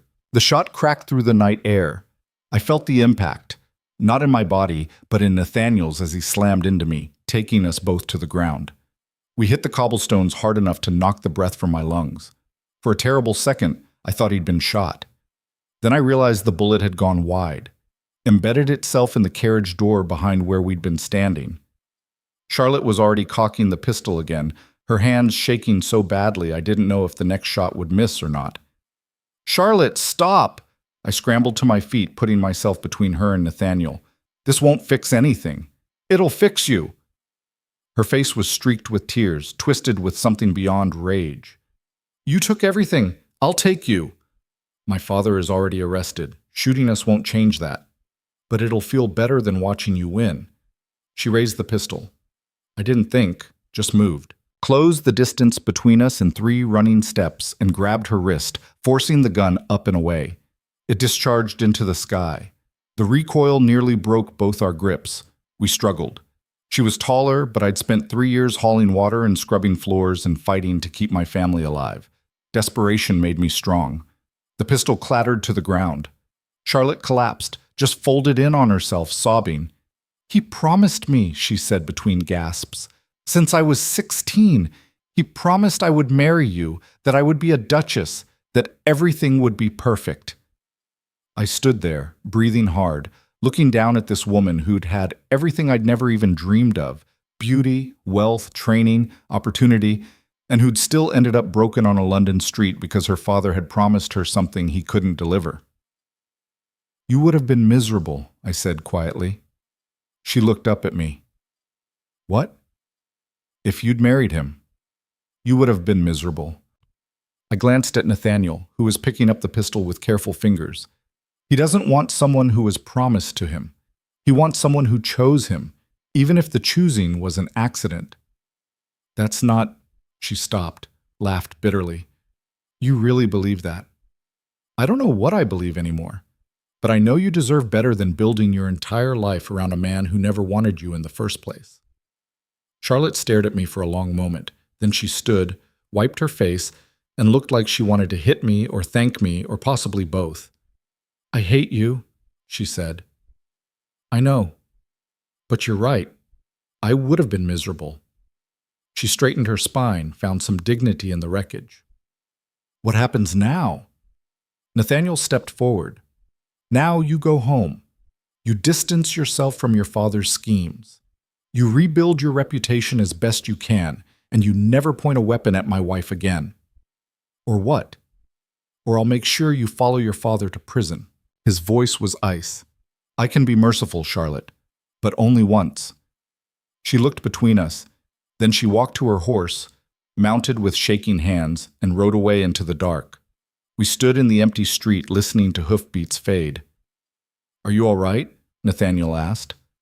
"I'm not sure." My hands were shaking now, delayed reaction setting in. "She tried to kill us. She tried. You stopped her." He pulled me against him, and I let myself lean into the warmth of him just for a moment. That was either very brave or very stupid. Probably both. Definitely both. He pulled back, looked at me. "We need to get back to the ball, before people notice we're gone." After we were just shot at? Especially after that. His jaw was set. We walk back in there like nothing happened. We finish the evening. We show everyone that we're untouchable. We're very touchable. We were just touched by bullets. Arabella. Fine. We're going back to the ball covered in street dust and pretending everything is perfect. This is my life now. The ballroom was still glittering when we returned. We'd been gone less than an hour, but it felt like a lifetime. Lady Pembroke saw us first. Her eyes went wide when she took in our disheveled state. My dress torn at the hem, Nathaniel's coat dusty, both of us looking like we'd been rolling on cobblestones because we had. "What on earth?" "Later," Nathaniel murmured. "Is Hartwick still here?" In the card room, she was staring at a scrape on my arm I hadn't noticed. "My dear, are you bleeding?" "Probably. Don't make a fuss." I straightened my shoulders. "How do I look?" "Like you've been in a fight." "Perfect. That's accurate." We found Lord Chancellor Hartwick playing whist with 3 other men who probably ran half the government between them. He looked up when we entered, took in our appearance, and set down his cards. "Gentlemen, excuse me." We moved to a private corner. Hartwick's expression was unreadable. "I heard about the arrest," he said. "Sir Richard Blackwood. In custody for fraud and conspiracy. Quite the evening's entertainment. It's about to get better, Nathaniel said. His daughter just attempted to shoot us. Hartwick's eyebrows rose. I assume she failed. Obviously. I touched the scrape on my arm, but the attempt was witnessed by our driver and approximately half the park's evening foot traffic. Wonderful. So we have the father in custody and the daughter attempting murder? Hartwick almost smiled. The Blackwood family is having a terrible night. My lord, Nathaniel said carefully, we need your support, not just for the ball, for everything that comes after. After? After the trials, after the scandal breaks publicly, after every gossip in London has dissected our marriage and found it wanting. He met the old man's eyes. We need someone with real power to stand with us, to make it clear that we're legitimate. You're asking me to put my reputation behind an accidental marriage to a woman of no family or fortune. Yes, I said. That's exactly what we're asking. Hartwick studied me. You're very direct. I'm very tired of being polite about things that matter. He laughed, actually laughed. All right, you've convinced me. Or rather, you've entertained me enough that I'm willing to be convinced. He gestured toward the ballroom. Shall we make a scene? We re-entered the ballroom with Lord Chancellor Hartwick between us. The room went quiet. Hartwick raised his voice, still strong at 70. Ladies and gentlemen, if I might have your attention. 200 faces turned. I've known the Thornberry family for 40 years. Watched young Nathaniel grow from a boy into the man standing beside me tonight. And I can say without reservation that his choice of Duchess is the finest decision he's ever made. Murmurs rippled through the crowd. Some of you have questioned this marriage, wondered about its circumstances, speculated about motivations. His voice hardened. Let me be clear. The Duke and Duchess of Thornberry have my complete support. Anyone who suggests otherwise will answer to me personally. The silence was absolute. Then Lady Pembroke started clapping. Others joined, slowly at first, then building. Not everyone. I could see faces that stayed cold, expressions that promised future problems. But enough people. Enough that the tide was turning. Charlotte never came back to the ball. Sir Richard spent the night in custody, and by morning the whole city knew what had happened. The arrest, the confession, the attempted shooting. The gossip went wild. Some called us heroes, others called us schemers who'd trapped the Blackwoods. Most just wanted to know every salacious detail. We gave them nothing. Instead, Nathaniel spent the next week meeting with magistrates, solicitors, and every person of influence he could convince to see him, building a case not just against Richard but for us. I spent it with Mrs. Rothwell, learning everything she'd been trying to teach me and actually paying attention this time. The blue drawing room needs updating, I said on the fourth day. The furniture is from your mother-in-law's time. It's beautiful but dated. Mrs. Rothwell looked up from her ledgers. His Grace's mother chose every piece herself. Replacing it would be accepting that I'm the Duchess now. Not her. Not anyone else. Me. I met her eyes. I'm not trying to erase her, but I can't live in her shadow forever. She was quiet for a moment. Then she nodded. You're right. What did you have in mind? We spent the afternoon planning renovations. Not frivolous changes, practical ones that would make the house run better. Updating the servants' quarters so they weren't freezing in winter. Reorganizing the kitchens so the cook didn't have to walk 20 yards to get to the cold storage. Small things that made people's lives easier. Word spread among the staff. The new Duchess actually cared about how they lived. On the 7th day, we received word that Sir Richard's trial date was set. 3 weeks away. Fast by legal standards, but Hartwick had pulled strings. You'll need to testify, Nathaniel told me that evening. About the debt collection, the forged documents, all of it. I know. The defense will try to destroy your credibility. They'll bring up your background, your father's debts, anything they can use to make you look like a schemer. Let them try. I was embroidering badly, but Mrs. Rothwell said duchesses needed hobbies. I've been called worse things by better people. He almost smiled. You're getting too comfortable with all this. With what? The death threats? The attempted murder? The constant scrutiny? I stabbed the needle through fabric. I'm not comfortable. I'm just too stubborn to quit. Good. Don't start now. The summons came 2 days before the trial, not for testimony, for a private meeting with the Queen. The Queen, I repeated, staring at the official letter. Queen Caroline wants to see me. She wants to see us, Nathaniel corrected.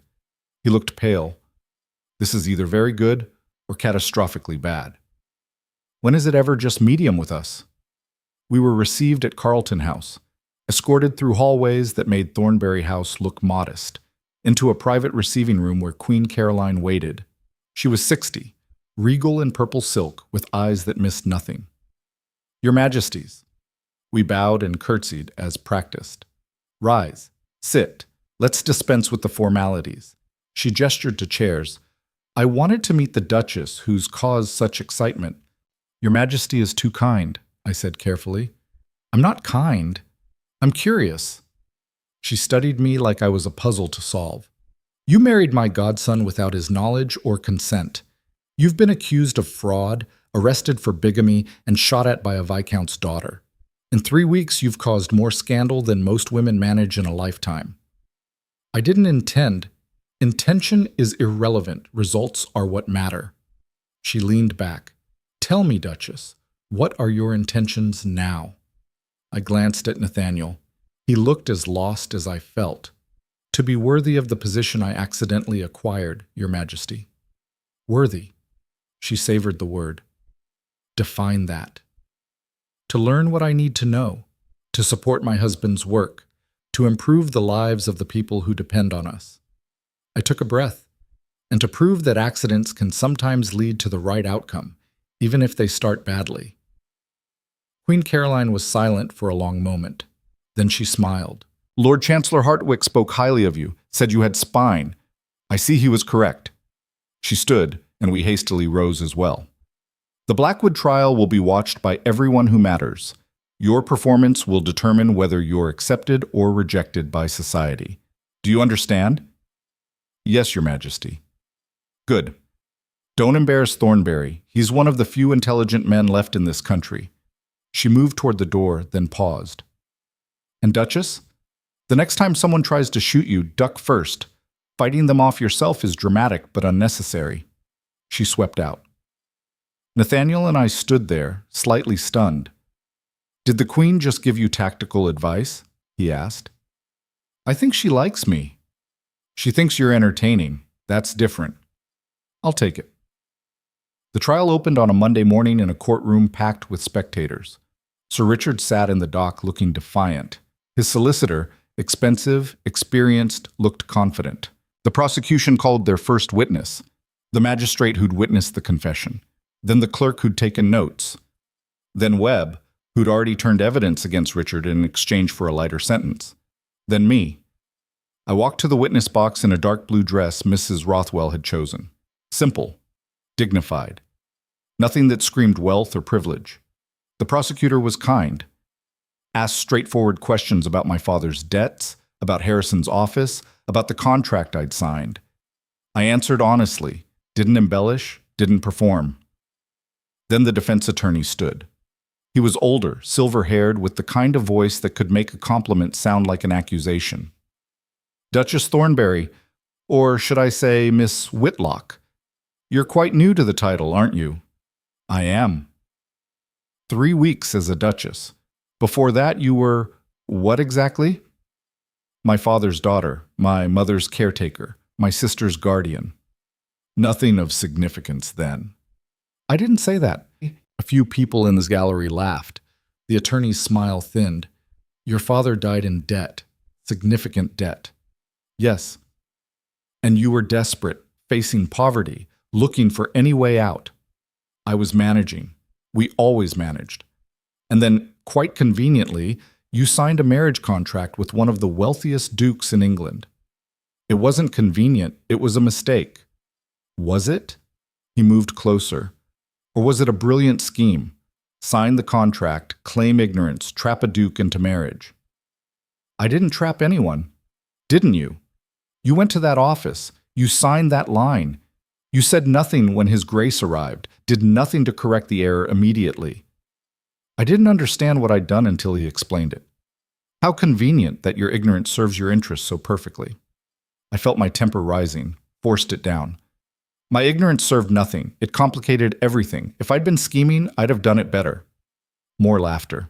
The defense attorney looked annoyed. Your father's debts were bought by my client. Did you know that? Not until recently. And when you learned that Sir Richard held power over your family's financial future, what did you do? I married a man who could protect us from that power. Exactly. He turned to the jury. She admits it. She used the marriage to escape her family's debts. I used nothing. The marriage happened before I knew Sir Richard was involved. So you claim, but we have only your word for that. You have the dates, the timeline, the documented proof that I couldn't have known. He shifted tactics. You've made changes at Thornbury House, dismissed staff members, reassigned them to positions that better suited their skills, reorganized household finances, eliminated waste, spent the Duke's money on tenant compensations, spent money that was being wasted on unnecessary expenses to help people who needed it, all within 3 weeks of becoming Duchess. Quite the transformation from country nobody to estate manager. I've been managing estates since I was 23, just smaller ones, with less money. And higher stakes. Higher stakes than a duke's fortune? Yes. I met his eyes. When you're choosing between medicine for your mother and food for your sister, every penny is life and death. Managing wealth is easy. Managing poverty is hard. The courtroom went quiet. The defense attorney tried a few more angles, suggested I'd manipulated Harrison, that I'd known about the contract error, that I'd seduced Nathaniel into keeping me. I answered each accusation the same way, with the truth, plain and unvarnished. When he finally dismissed me, I walked back to my seat beside Nathaniel with my head high. You did well, he whispered. They still think I'm a schemer. Some of them, not all. The trial continued for 3 days. More witnesses, more evidence. Richard's letters read aloud in court. Webb's testimony about being paid to create forgeries. The magistrate's account of Richard's confession. By the 3rd day, the outcome was inevitable. The jury deliberated for 2 hours. Guilty on all charges. Richard stood impassive as the verdict was read, but I saw his hands shake, saw the moment he realized it was really over. The judge sentenced him to 7 years in prison and full forfeiture of his estate to cover damages.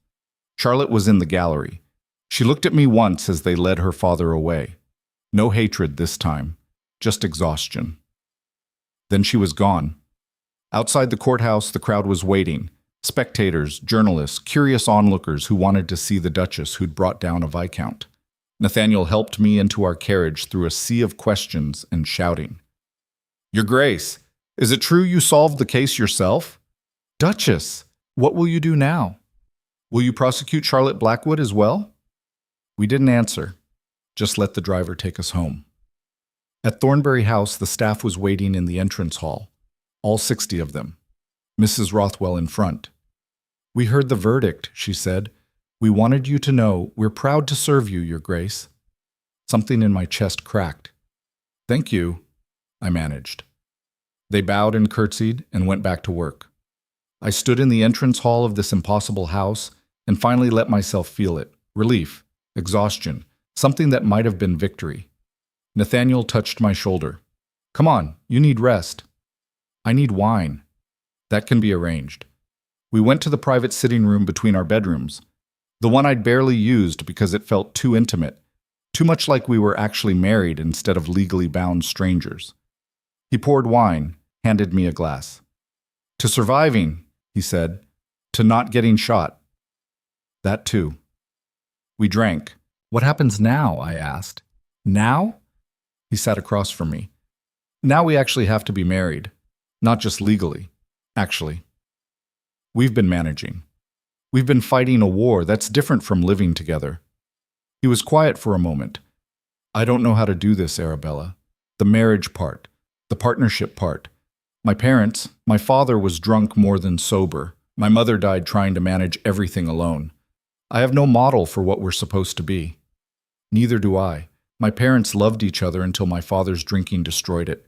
And then there was just survival. I looked at him. Maybe we don't need a model. Maybe we just figure it out as we go. That sounds exhausting. Everything about this has been exhausting, but we're still here. He smiled, almost. You're not what I expected.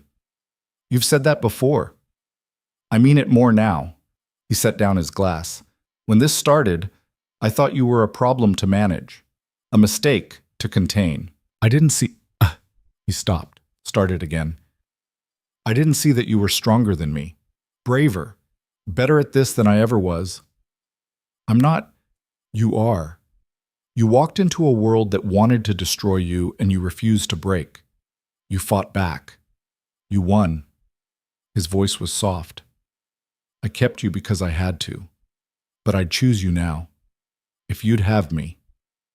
My throat was tight. That's the wine talking. It's the truth talking. The wine just made it easier to say.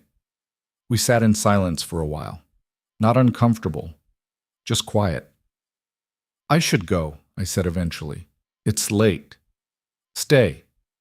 He looked at me. I'm not asking for anything. Just stay. Talk to me. Tell me what you're thinking. I was thinking that I'd spent 3 weeks being terrified and furious and determined not to fail. That I'd barely slept, barely eaten, barely let myself feel anything except the next move, the next fight. That I was exhausted. And that for the first time since this started, I felt safe. I'm thinking, I said slowly, that I don't know how to stop fighting. Then don't. Fight for something instead of against something. He leaned forward. Fight for the estate. For the tenants. For making this work. For us? If you want there to be an us. I looked at him, this man who'd been a stranger 4 weeks ago, who'd been furious when we met, who'd kept me out of duty and was offering something else now. I don't know what I want, I admitted, except to not fail, to not be the mistake everyone thinks I am. You're not a mistake. You're the best accident that ever happened to me. I laughed, couldn't help it. That's terrible, but accurate. We talked until the candles burned low, about the estate, about his plans, about my ideas for tenant housing and crop rotation, and a dozen things I'd learned by watching and listening, about nothing important and everything that mattered. When I finally went to my room, Mary was waiting to help me undress. Are you all right, Your Grace? She asked. You look tired. I am tired, but I'm all right. I caught her hand. Mary, do you like working here? She blinked. Yes, ma'am, very much. Good, because I'm going to need help with everything, and I trust you. Her eyes went wide. Me, ma'am? You, if you want it. Better position, better pay, more responsibility. Yes, ma'am, thank you. After she left, I stood at the window looking out at London. 1 month ago, I'd been nobody, nothing. A spinster holding together a dying household with sewing needles and spite. Now I was a duchess, with a husband who'd stopped hating me, with a staff that respected me, with a trial won and enemies defeated. It didn't feel real, but it was. And tomorrow, I'd wake up and do it all again. Learn more, fight harder, prove that accidents could become destinies if you refuse to let them break you. The next morning, I woke to find Nathaniel already in the estate office. You're up early, I said. Couldn't sleep. He gestured to the papers spread across his desk. I've been thinking about your tenant housing idea. I want to start implementing it, but I need your input on design. My input? You're the one who noticed the problems. You should help solve them. We spent the morning planning, real planning, with architects' drawings and budget estimates and timelines. It felt like building something instead of just surviving. At noon, a messenger arrived with an invitation from Queen Caroline for a private dinner the following week. Just us? Nathaniel asked, reading it. Just us. And apparently the Prince Regent. That's significant. That's terrifying. Both. He looked at me. She's signaling her approval, publicly backing us. Why? Because you impressed her. And because Hartwick probably told her you're worth the investment. He set down the invitation. We're being accepted, Arabella. Actually accepted. I let myself believe it. That night we had dinner together. Not at opposite ends of a ridiculous table, but side by side, talking about crop yields and staff rotations, and whether the blue drawing room should be redecorated in green or gold. Normal things, married things. And for the first time since I'd signed that contract in Harrison's office, I thought maybe this could work. Not because we were in love, we barely knew each other, but because we were learning, adapting, building something from the wreckage of our accident. 2 days later, Lady Pembroke called. "I heard about the Queen's dinner," she said over tea. "You've arrived, my dear." "I've survived. That's different." "Not so different as you think." She squeezed my hand. "You've done what most people never manage, turn disaster into triumph. The ton is talking about nothing else. Half of them want to be you. The other half wants to destroy you still, but that's just jealousy. Charlotte has withdrawn to her family's country estate, quietly. She won't trouble you again. Her father? In prison, where he belongs." Lady Pembroke's voice softened. "You won, Arabella, completely." It didn't feel like winning. It felt like I'd climbed a mountain only to discover there was another one waiting. But I was still climbing, and I wasn't alone anymore. The dinner with Queen Caroline was scheduled for Thursday evening. I spent 3 days preparing like I was going to war. Mrs. Rothwell drilled me on protocol until I could recite the proper forms of address in my sleep. Mary helped me practice with the 17 different pieces of silverware that might appear at a royal table. Nathaniel quizzed me on current politics, recent scandals, anything the Queen, Truffin, or Prince Regent might discuss. "You're overthinking this," he said on Wednesday night, watching me pace the drawing room. "I'm preparing." "You're panicking." "I can do both." I stopped pacing. What if I use the wrong fork? What if I call someone by the wrong title? What if you just be yourself? He stood, crossed to where I was destroying myself with worry. "The Queen already likes you. She wouldn't have invited us if she didn't." "She likes that I'm entertaining. That's different from approving of me." "Then entertain her. You're good at it." His hand settled on my shoulders. "You faced down Charlotte with a loaded pistol. You testified against one of the most powerful men in England. You turned 60 hostile staff members into allies. You can handle dinner." "Dinner doesn't usually involve people who can end my social life with a single word." "Lucky for you, she already used that word, and it was favorable." He squeezed gently. "Breathe. You'll be fine." I wasn't fine, but I went anyway. Carlton House was even more intimidating at night. Lit from within like something from a dream, with carriages lined up and footmen everywhere and the weight of centuries pressing down. We were escorted to a private dining room, smaller than I'd expected. A table for 8, not 80. The Queen was already seated, with the Prince Regent to her right and 6 other people I vaguely recognized from court. "Thornbury, Duchess." The Queen gestured to seats across from her. "Join us." I sat. Didn't drop anything. Small victories. The Prince Regent was watching me with undisguised curiosity.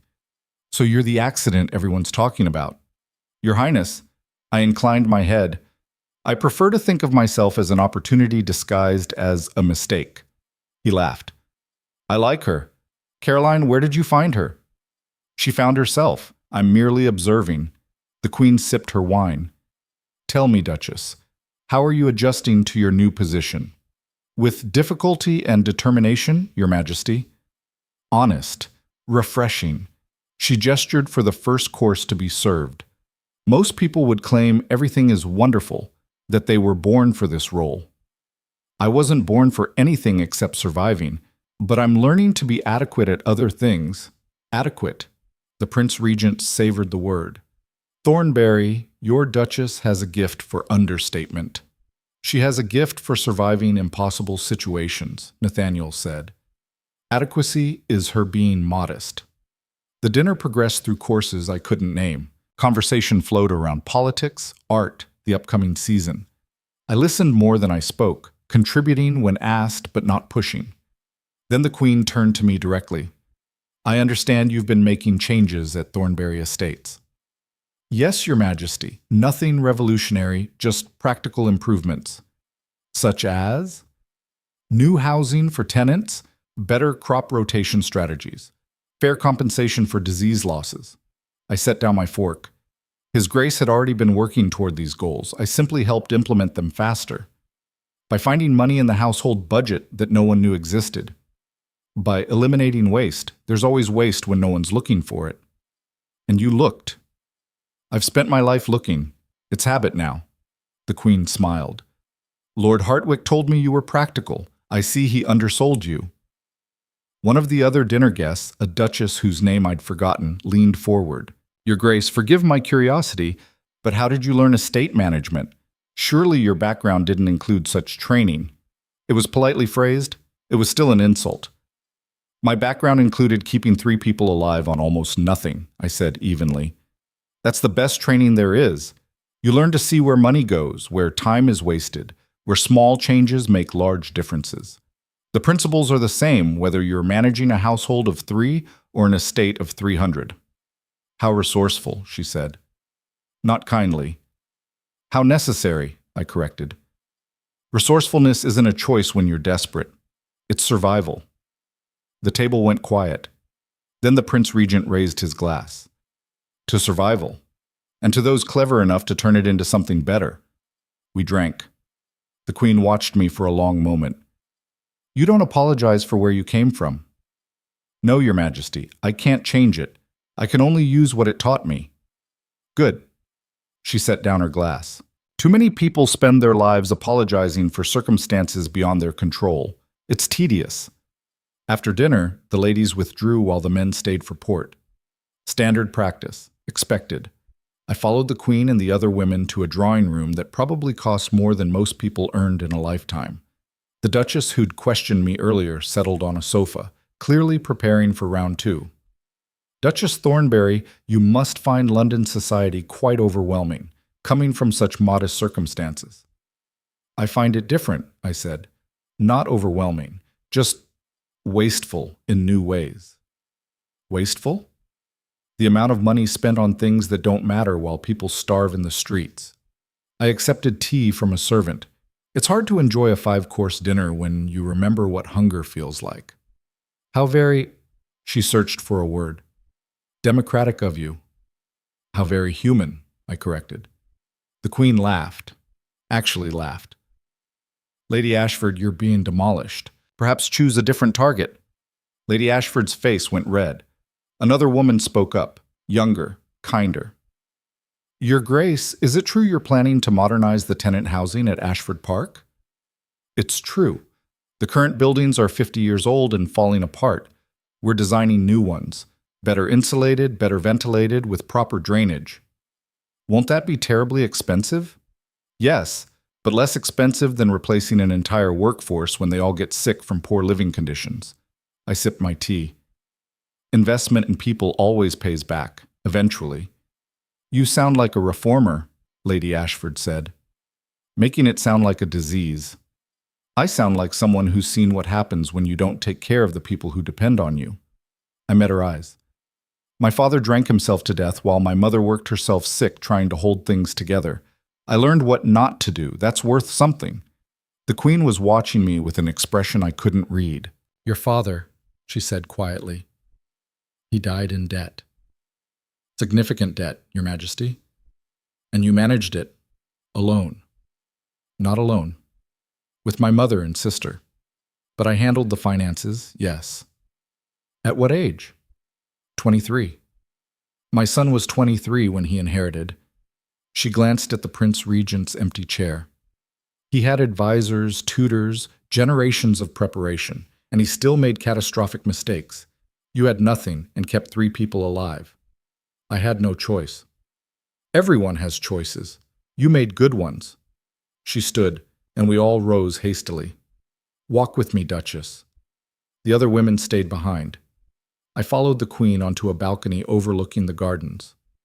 I'm going to be direct, she said, because I'm old and impatient, and life is too short for dancing around difficult topics. Yes, Your Majesty. You were nobody. An accident, a mistake that should have been corrected, and in 1 month you've become one of the most talked about women in England. She turned to face me. Some of that is scandal, but some of it is genuine respect.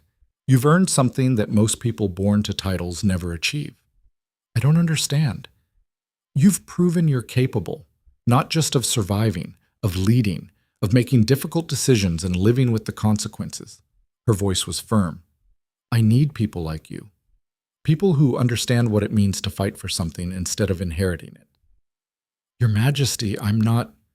You're exactly what I need.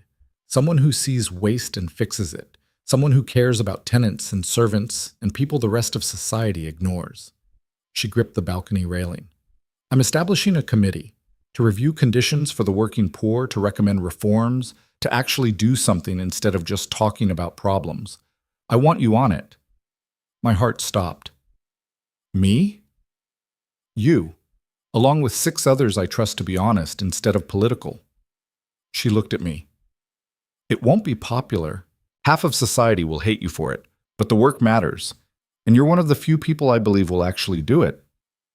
I don't have experience with... You have more experience than anyone else I know. You've lived it. Her expression softened slightly. I'm not asking you to change the world overnight, just to help make it slightly less terrible for people who have no other voice. I thought about my mother coughing into handkerchiefs we couldn't afford to replace, about Clara going without so I could eat, about 3 years of choosing between impossible options and living with the guilt either way. Yes, I said, I'll do it. Good. The Queen almost smiled. Welcome to the fight, Duchess. It's going to be brutal. When the men rejoined us, Nathaniel took one look at my face and knew something had happened. What did she say to you? He asked in the carriage home. She offered me a position on a reform committee. You accepted. Of course I accepted. He was quiet for a moment. This will make you enemies, powerful ones, people who profit from keeping things as they are. Good. I'm getting used to having enemies. Arabella, I know what I'm doing. I turned to face him. For 3 years, I watched my family suffer because of a system that didn't care whether we lived or died. If I can help change that, even slightly, I have to try. He studied me in the dim carriage light. You're not who I thought you were. You've said that before. I mean it differently now. His voice was soft. I thought I was keeping you out of obligation, out of honor, because the law said you were my wife and I couldn't undo it. And now? Now I think I'm the one who doesn't deserve you. My throat was tight. Don't say that. It's true. You walked into an impossible situation and you didn't just survive, you thrived. You turned enemies into allies. You faced down criminals and queens and your own crushing self-doubt. And you kept going. He reached across the carriage, took my hand. I kept you because I had to. But I'd choose you now, every time, if you'd have me. You said that before, after the trial.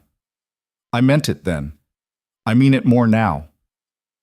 The carriage stopped outside Thornbury House. We sat there for a moment, hands clasped, looking at each other in the darkness. I don't know how to do this, I admitted. The marriage part, the partnership part. I've only ever known how to fight and survive. Then we learned together. His thumb brushed across my knuckles. No more fighting against each other, fighting together instead. For what? For something better than what we started with. For tenants who have decent housing and workers who have fair wages and a world that's slightly less cruel than the one we inherited. That's ambitious. You make me want to be ambitious. I laughed. Couldn't help it. We're terrible at this. At what? At romance. At being married. At any of this. I squeezed his hand. But maybe we're good at other things. More important things. Like what? Like building something real from an accident. Like choosing each other even when we don't have to anymore. He pulled me closer, kissed me softly. It wasn't fireworks, it wasn't dramatic. It was real. And that was better. 6 months later, the tenant housing project was complete. I stood in the new village with Nathaniel, watching families move into homes that didn't leak, didn't freeze, didn't slowly kill them with mold and damp. You did this, Nathaniel said. We did this, together. You designed it. You found the money. You convinced me it was worth the investment. And you made it happen. Hired the builders, managed the construction, handled the permits. I leaned against him. Partnership, remember? The families were grateful. almost embarrassingly so. Women crying, thanking me like I'd performed a miracle instead of just doing what should have been done decades ago. "You've changed things here," Mr. Graves said.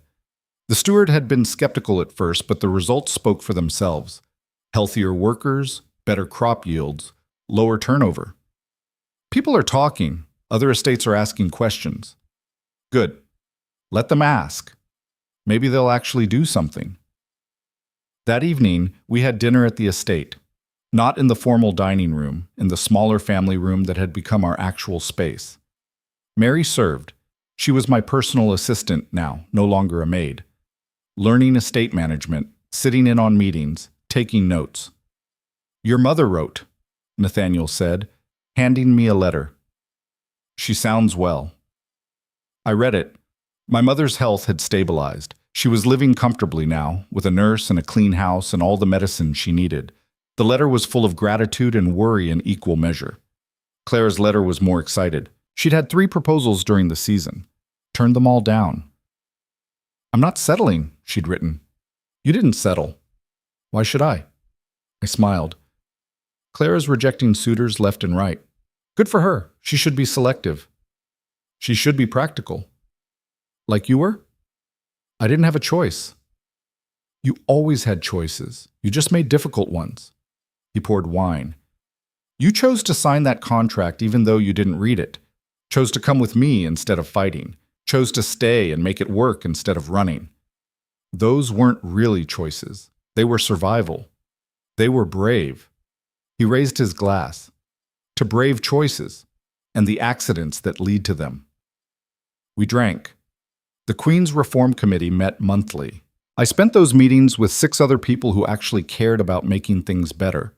2 members of Parliament, a doctor, a factory owner who'd grown up poor, a priest who ran a workhouse, and Lady Pembroke, who'd surprised everyone by being radically progressive. We drafted proposals, researched conditions, visited sites that made my stomach turn. And slowly, painfully slowly, we started making changes.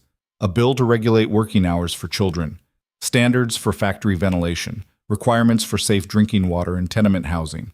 Small things, insufficient things, but more than there had been before. "You're making enemies," Nathaniel warned after a particularly contentious committee meeting. "Factory owners who profit from cheap labor, landlords who don't want to pay for improvements, wealthy families who benefit from the status quo. Let them be enemies. I've survived worse." "Have you?"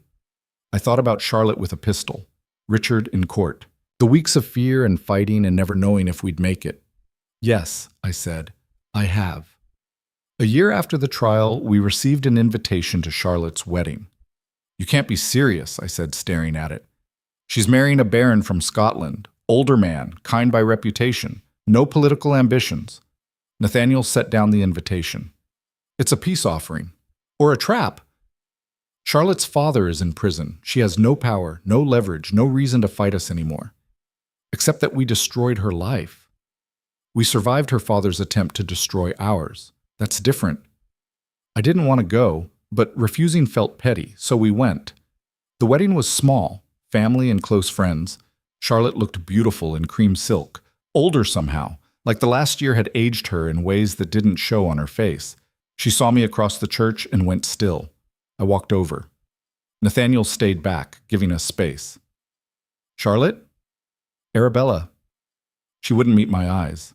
"I didn't think you'd come." Neither did I. We stood in awkward silence. "I'm sorry," she said finally, "for everything. The dinner party, the trial, the pistol, all of it. You tried to kill me. I was angry and desperate and wrong." She looked up then. "My father taught me that I deserved everything I wanted just by existing, that you took something that was mine. But it was never mine. Nathaniel was never mine. I just couldn't see it. And now? Now I'm marrying a man who chose me. Not for my connections or my father's influence, just for me." She almost smiled. "It's terrifying and better than anything my father ever planned." "Good. You deserve better than what he wanted for you." "So do you, and you made it happen anyway." She touched my arm briefly. "Thank you for not prosecuting me. You could have." You were desperate. I understand desperate. That doesn't excuse it. No, but it explains it. And I've done desperate things too, just different ones. We didn't become friends, but the hatred was gone, replaced by something that might eventually become understanding. 2 years after the accident, the tenant housing project had expanded to 3 estates. Other dukes and lords were implementing similar programs. Some because they believed in it, others because their tenants were demanding it, pointing to Thornbury as proof it could be done. The Reform Committee had passed 4 bills, small victories in a larger war, but victories nonetheless. And Nathaniel and I had settled into something that looked like a real marriage. We still had separate bedrooms, but we spent most evenings together, working in his study, or reading in the drawing room, or walking the estate grounds, planning improvements. We argued about crop rotation and staff schedules, and whether the East Wing needed renovating. We made love occasionally, awkwardly at first, then with increasing comfort. Not passionate romance, but genuine intimacy, partnership extending into privacy. And slowly, without planning it or even noticing until it had happened, we fell in love. Not dramatic love, not the kind from novels. Practical love. The kind built from shared work and mutual respect, and choosing each other every day even when it would be easier not to. I need to tell you something, Nathaniel said one evening. We were in the estate office, reviewing harvest projections. That sounds ominous. It's not, it's just, he set down his pen. I love you. I looked up. What? I love you. I should have said it sooner, should have realized it sooner, but I'm saying it now. My throat was tight. Since when? Since you reorganized my household and I realized you were smarter than me. Since you testified against Richard and I saw how brave you were. Since you've been making my life better every day for 2 years and I can't imagine it without you anymore. That's not romantic. No, but it's true. He came around the desk, pulled me to my feet. I married you by accident. I kept you by obligation, but I love you by choice, and that's worth more than any romantic gesture. I kissed him. Hard and sure and certain. I love you too, I said against his mouth, even though you're terrible at romantic gestures. I'll work on it. Don't. I like you practical. We stood there holding each other in the estate office where we'd spent so many hours planning and fighting and building something real. What would you have done? I asked. If the contract had been corrected, if we'd never been legally married. I don't know. Met you at some ball maybe. Not noticed you because you'd have been nobody and I'd have been looking for someone important. That's depressing. That's honest. He pulled back slightly. The accident forced me to see you, and once I saw you, I couldn't look away. That's slightly more romantic. I'm learning. 5 years after I signed the wrong line in Harrison's office, we stood in the new tenant school we'd built at Ashford Park. Children learning to read and write and calculate. Sons and daughters of farmers and laborers getting opportunities their parents never had. The Queen attended the opening. She was frailer now, walking with a cane, but her mind was sharp as ever. This is your legacy, she said, watching the children. Not the title, not the scandal. This. Our legacy, I corrected, glancing at Nathaniel. We built it together. You conceived it. He enabled it. That's partnership. She smiled. When I offered you that committee position, I wondered if you'd last, if you'd get tired of fighting, if you'd give up when things got difficult. I don't know how to give up. No, you don't. She touched my arm gently. The world needs more accidents like you, more people who see what's wrong and fix it instead of just complaining. After the ceremony, after the speeches, and the ribbon cutting and the endless photographs, Nathaniel and I walked through the estate grounds. Do you ever regret it? He asked. The accident, how everything started. I thought about that morning in Harrison's office, about signing without reading, about the fury in Nathaniel's eyes when he realized what I'd done, about everything that came after. No, I said. It was the worst mistake I ever made, and the best thing that ever happened to me. Both? Always both. I took his hand. I lost control of my life that day and gained everything I never knew I wanted. What did you want before? Survival, security, for my family to be safe. I looked at him. Small dreams, safe dreams. And now? Now I want to change things, to make the world less cruel, to build something that lasts. I squeezed his hand. Bigger dreams, dangerous dreams. Good.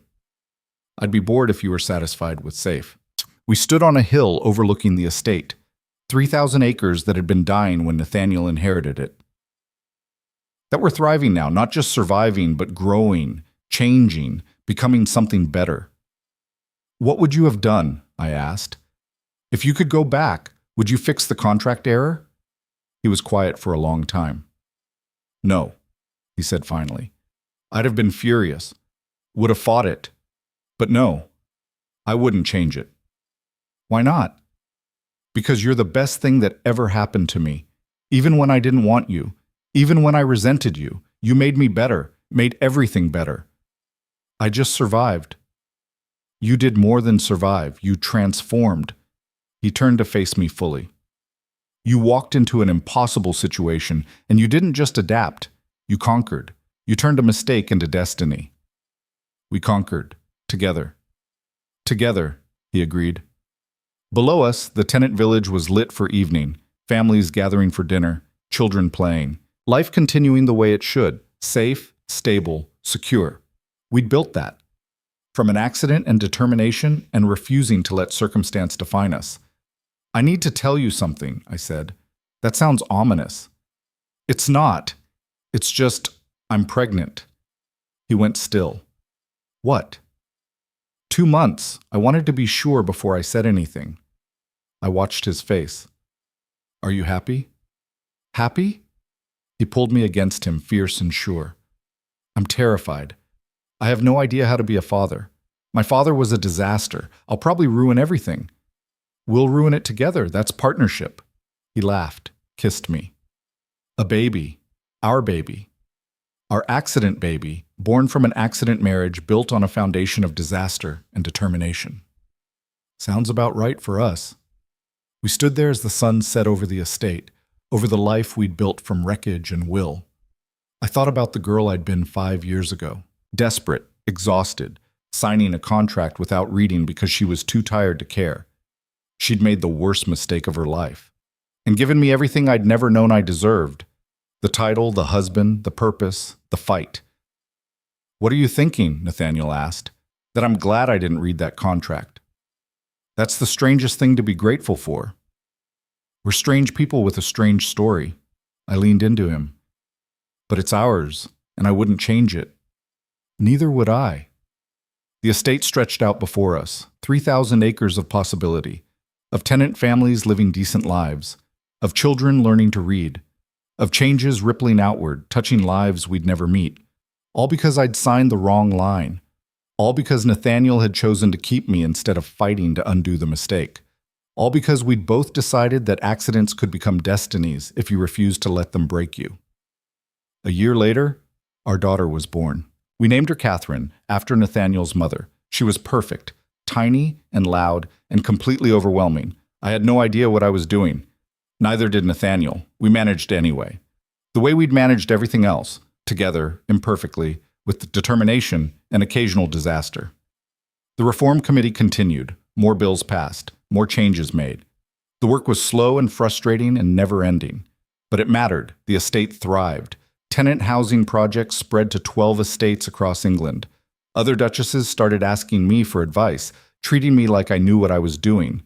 I still didn't, but I'd learned to fake it convincingly. Claire married a younger son of an earl, someone who loved her for herself, not her dowry or connections. She was happy, genuinely happy. My mother lived to meet her granddaughter, held Catherine and cried and told me she was proud of me. She died peacefully 6 months later in a clean house with good medical care and no debts hanging over her. I grieved, but I was grateful too, that she'd seen me succeed, that she'd known our family was safe. 10 years after the accident, Nathaniel and I stood in the House of Lords as he spoke in favor of another reform bill. He was magnificent, passionate, and articulate, and absolutely convincing. The bill passed. That night, we celebrated with wine and laughter and the comfortable intimacy of a marriage that had started as disaster and become something real. Do you remember the Somerset Ball? I asked. When we broke into Richard's house? How could I forget? You convinced me to commit a felony. You convinced yourself. I just provided the plan. Semantics. He poured more wine. That was the night I started to fall in love with you. Not when we met? When we met, I wanted to strangle you. He smiled. But that night, watching you scheme and plan and refuse to give up, that's when I knew you were extraordinary. I was desperate. You were brave. There's a difference. We sat in comfortable silence, the kind that comes from years of partnership, of knowing each other's thoughts without speaking. What would you tell her? Nathaniel asked suddenly. The girl you were, the one who walked into Harrison's office. I thought about that question, about what I'd learned in 10 years of being accidentally married to a duke. I'd tell her to read the contract, I said. He laughed. Really? No, not really. I leaned against him. I'd tell her that mistakes can become miracles if you're brave enough, that accidents can be destiny, that the wrong signature can lead to the right life. That's very poetic. I'm getting sentimental in my old age. You're 36, and a duchess, and a mother, and someone who matters. I looked at him. Because I signed the wrong line and refused to let it destroy me. Because you chose to fight, he corrected. Every day, for 10 years. You could have given up 100 times. You never did. Neither did you. We're a good team. The best team. 15 years after the accident, I stood in front of Parliament testifying for a comprehensive labor reform bill. The chamber was packed, supporters and opponents both, all of them watching to see if the Duchess from nowhere would falter. I didn't. I spoke about poverty and desperation and the choices people make when they have none, about my father's debts and my mother's illness and 3 years of choosing between impossible options, about what it meant to be powerless, and what it meant to use power responsibly once you had it. The bill passed. Narrowly. With amendments. But it passed. It would save lives, improve conditions for thousands of workers, make the world incrementally less cruel. Nathaniel was waiting outside the chamber. You did it, he said. We did it. You drafted half the language. You convinced the wavering votes. You gave the testimony that changed minds. Partnership, I said, like everything else. That night, we had dinner with Catherine, 15 now, smart and stubborn, and already making noise about wanting to join the reform committee when she was older. You've created a revolutionary, Nathaniel said, watching our daughter argue passionately about housing conditions. I've created someone who cares. That's better than creating someone comfortable. She gets it from you. She gets it from both of us. 20 years after signing the wrong line, I stood at the Tennant School graduation ceremony. The first class. 20 students who'd learned to read and write and calculate, who had opportunities their parents never dreamed of. One of them, a girl named Emma, whose parents worked our farms, gave a speech. My grandmother worked this land for 60 years, she said. Never learned to read, never had a choice about her life, just worked and died and was forgotten. She looked directly at me. But the Duchess saw us, saw that we could be more than our parents were, built this school, gave us chances. Her voice was steady. I'm going to university to study medicine, and someday I'll come back here and take care of the families who took care of my family, because someone believed we were worth investing in. I cried. Not elegant tears, messy, overwhelming emotion that I didn't try to hide. Nathaniel's hand found mine, squeezed. That's your legacy, he whispered. Real change, real lives improved. Our legacy, I corrected. Always our.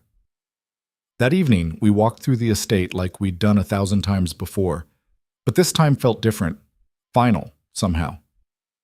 What are you thinking? Nathaniel asked. That I'm grateful. For the accident, for the mistake, for every terrible thing that led to every good thing. Even Richard? Even Charlotte? Even the trial? Especially those. They made us fight, made us prove ourselves. I stopped walking, turned to face him. If everything had been easy, we'd never have become who we are. Who are we? People who transform disasters into destinies, who refuse to let circumstances define us, who build something better from wreckage. He kissed me, soft and sure. The kind of kiss that comes from 20 years of choosing each other. "I love you," he said. "I know, I love you too." "Still?" "Always." We stood there in the fading light, in the grounds of an estate we'd transformed together, and I felt something settle in my chest. Peace. Accomplishment. The knowledge that I'd done something that mattered. The wrong signature had given me everything. A husband I loved, a daughter who'd changed the world, a purpose beyond survival, and the understanding that accidents, terrible, catastrophic accidents, could become the best thing that ever happened to you if you were brave enough to see the opportunity in the disaster. 25 years after the accident, I stood at Nathaniel's bedside. He was dying, slowly but inevitably. Some illness the doctors couldn't name or cure. "I'm not ready," I said, holding his hand. "Neither am I." His voice was weak but steady. "But we had a good run. We had an extraordinary run. Built from an accident and stubbornness. The best foundation." I was crying now. "I don't know how to do this without you." "Yes, you do. You've always known how to survive." "That was before, when I had you. You still have everything we built together, the estate, the reforms, Catherine, the changes we made." He squeezed my hand weakly. "Keep fighting. Keep transforming disasters. Keep being the woman who signed the wrong line and refused to let it break her." "I didn't do it alone." "No, but you could have. That's what makes you extraordinary." His eyes were closing. "Promise me. Keep fighting." "I promise." He died 3 hours later, holding my hand in the house we'd made a home. I grieved, properly and thoroughly and without apology, but I also kept fighting. The reform committee continued. The tenant housing projects expanded. The labor bills kept passing. Catherine joined the work when she turned 18, fierce and brilliant and determined to make things better. "You remind me of myself," I told her once. "You mean stubborn and difficult?" "I mean brave enough to fight for what matters." She smiled. "I learned from the best." 30 years after the accident, I stood in Parliament again. Older now, gray-haired but no less determined, speaking in favor of comprehensive education reform, for schools for everyone's children, not just the wealthy. The bill passed. Emma, the girl from our tenant school who'd become a doctor, was in the gallery watching. She'd come back to the estate like she promised, running a clinic for tenant families. She caught my eye, nodded. Full circle. Investment repaid, change continuing. That night, I sat in the estate office where Nathaniel and I had spent so many hours planning and fighting and building. His chair was empty, would always be empty now. But the work continued. Catherine was managing the estate, making changes, implementing improvements, carrying forward everything we'd started. I'd done what I set out to do. Survived, thrived, transformed. The wrong signature had given me a life I never could have imagined. And I'd made it count. I pulled out paper, started writing, a memoir, a testament, a record of everything I'd learned in 30 years of accidentally being a duchess.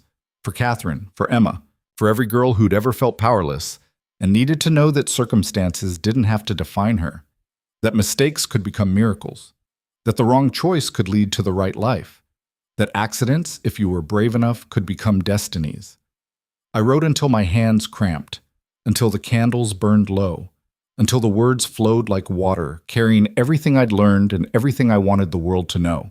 The story of a girl who signed the wrong line and became someone who mattered, not despite the accident, because of it.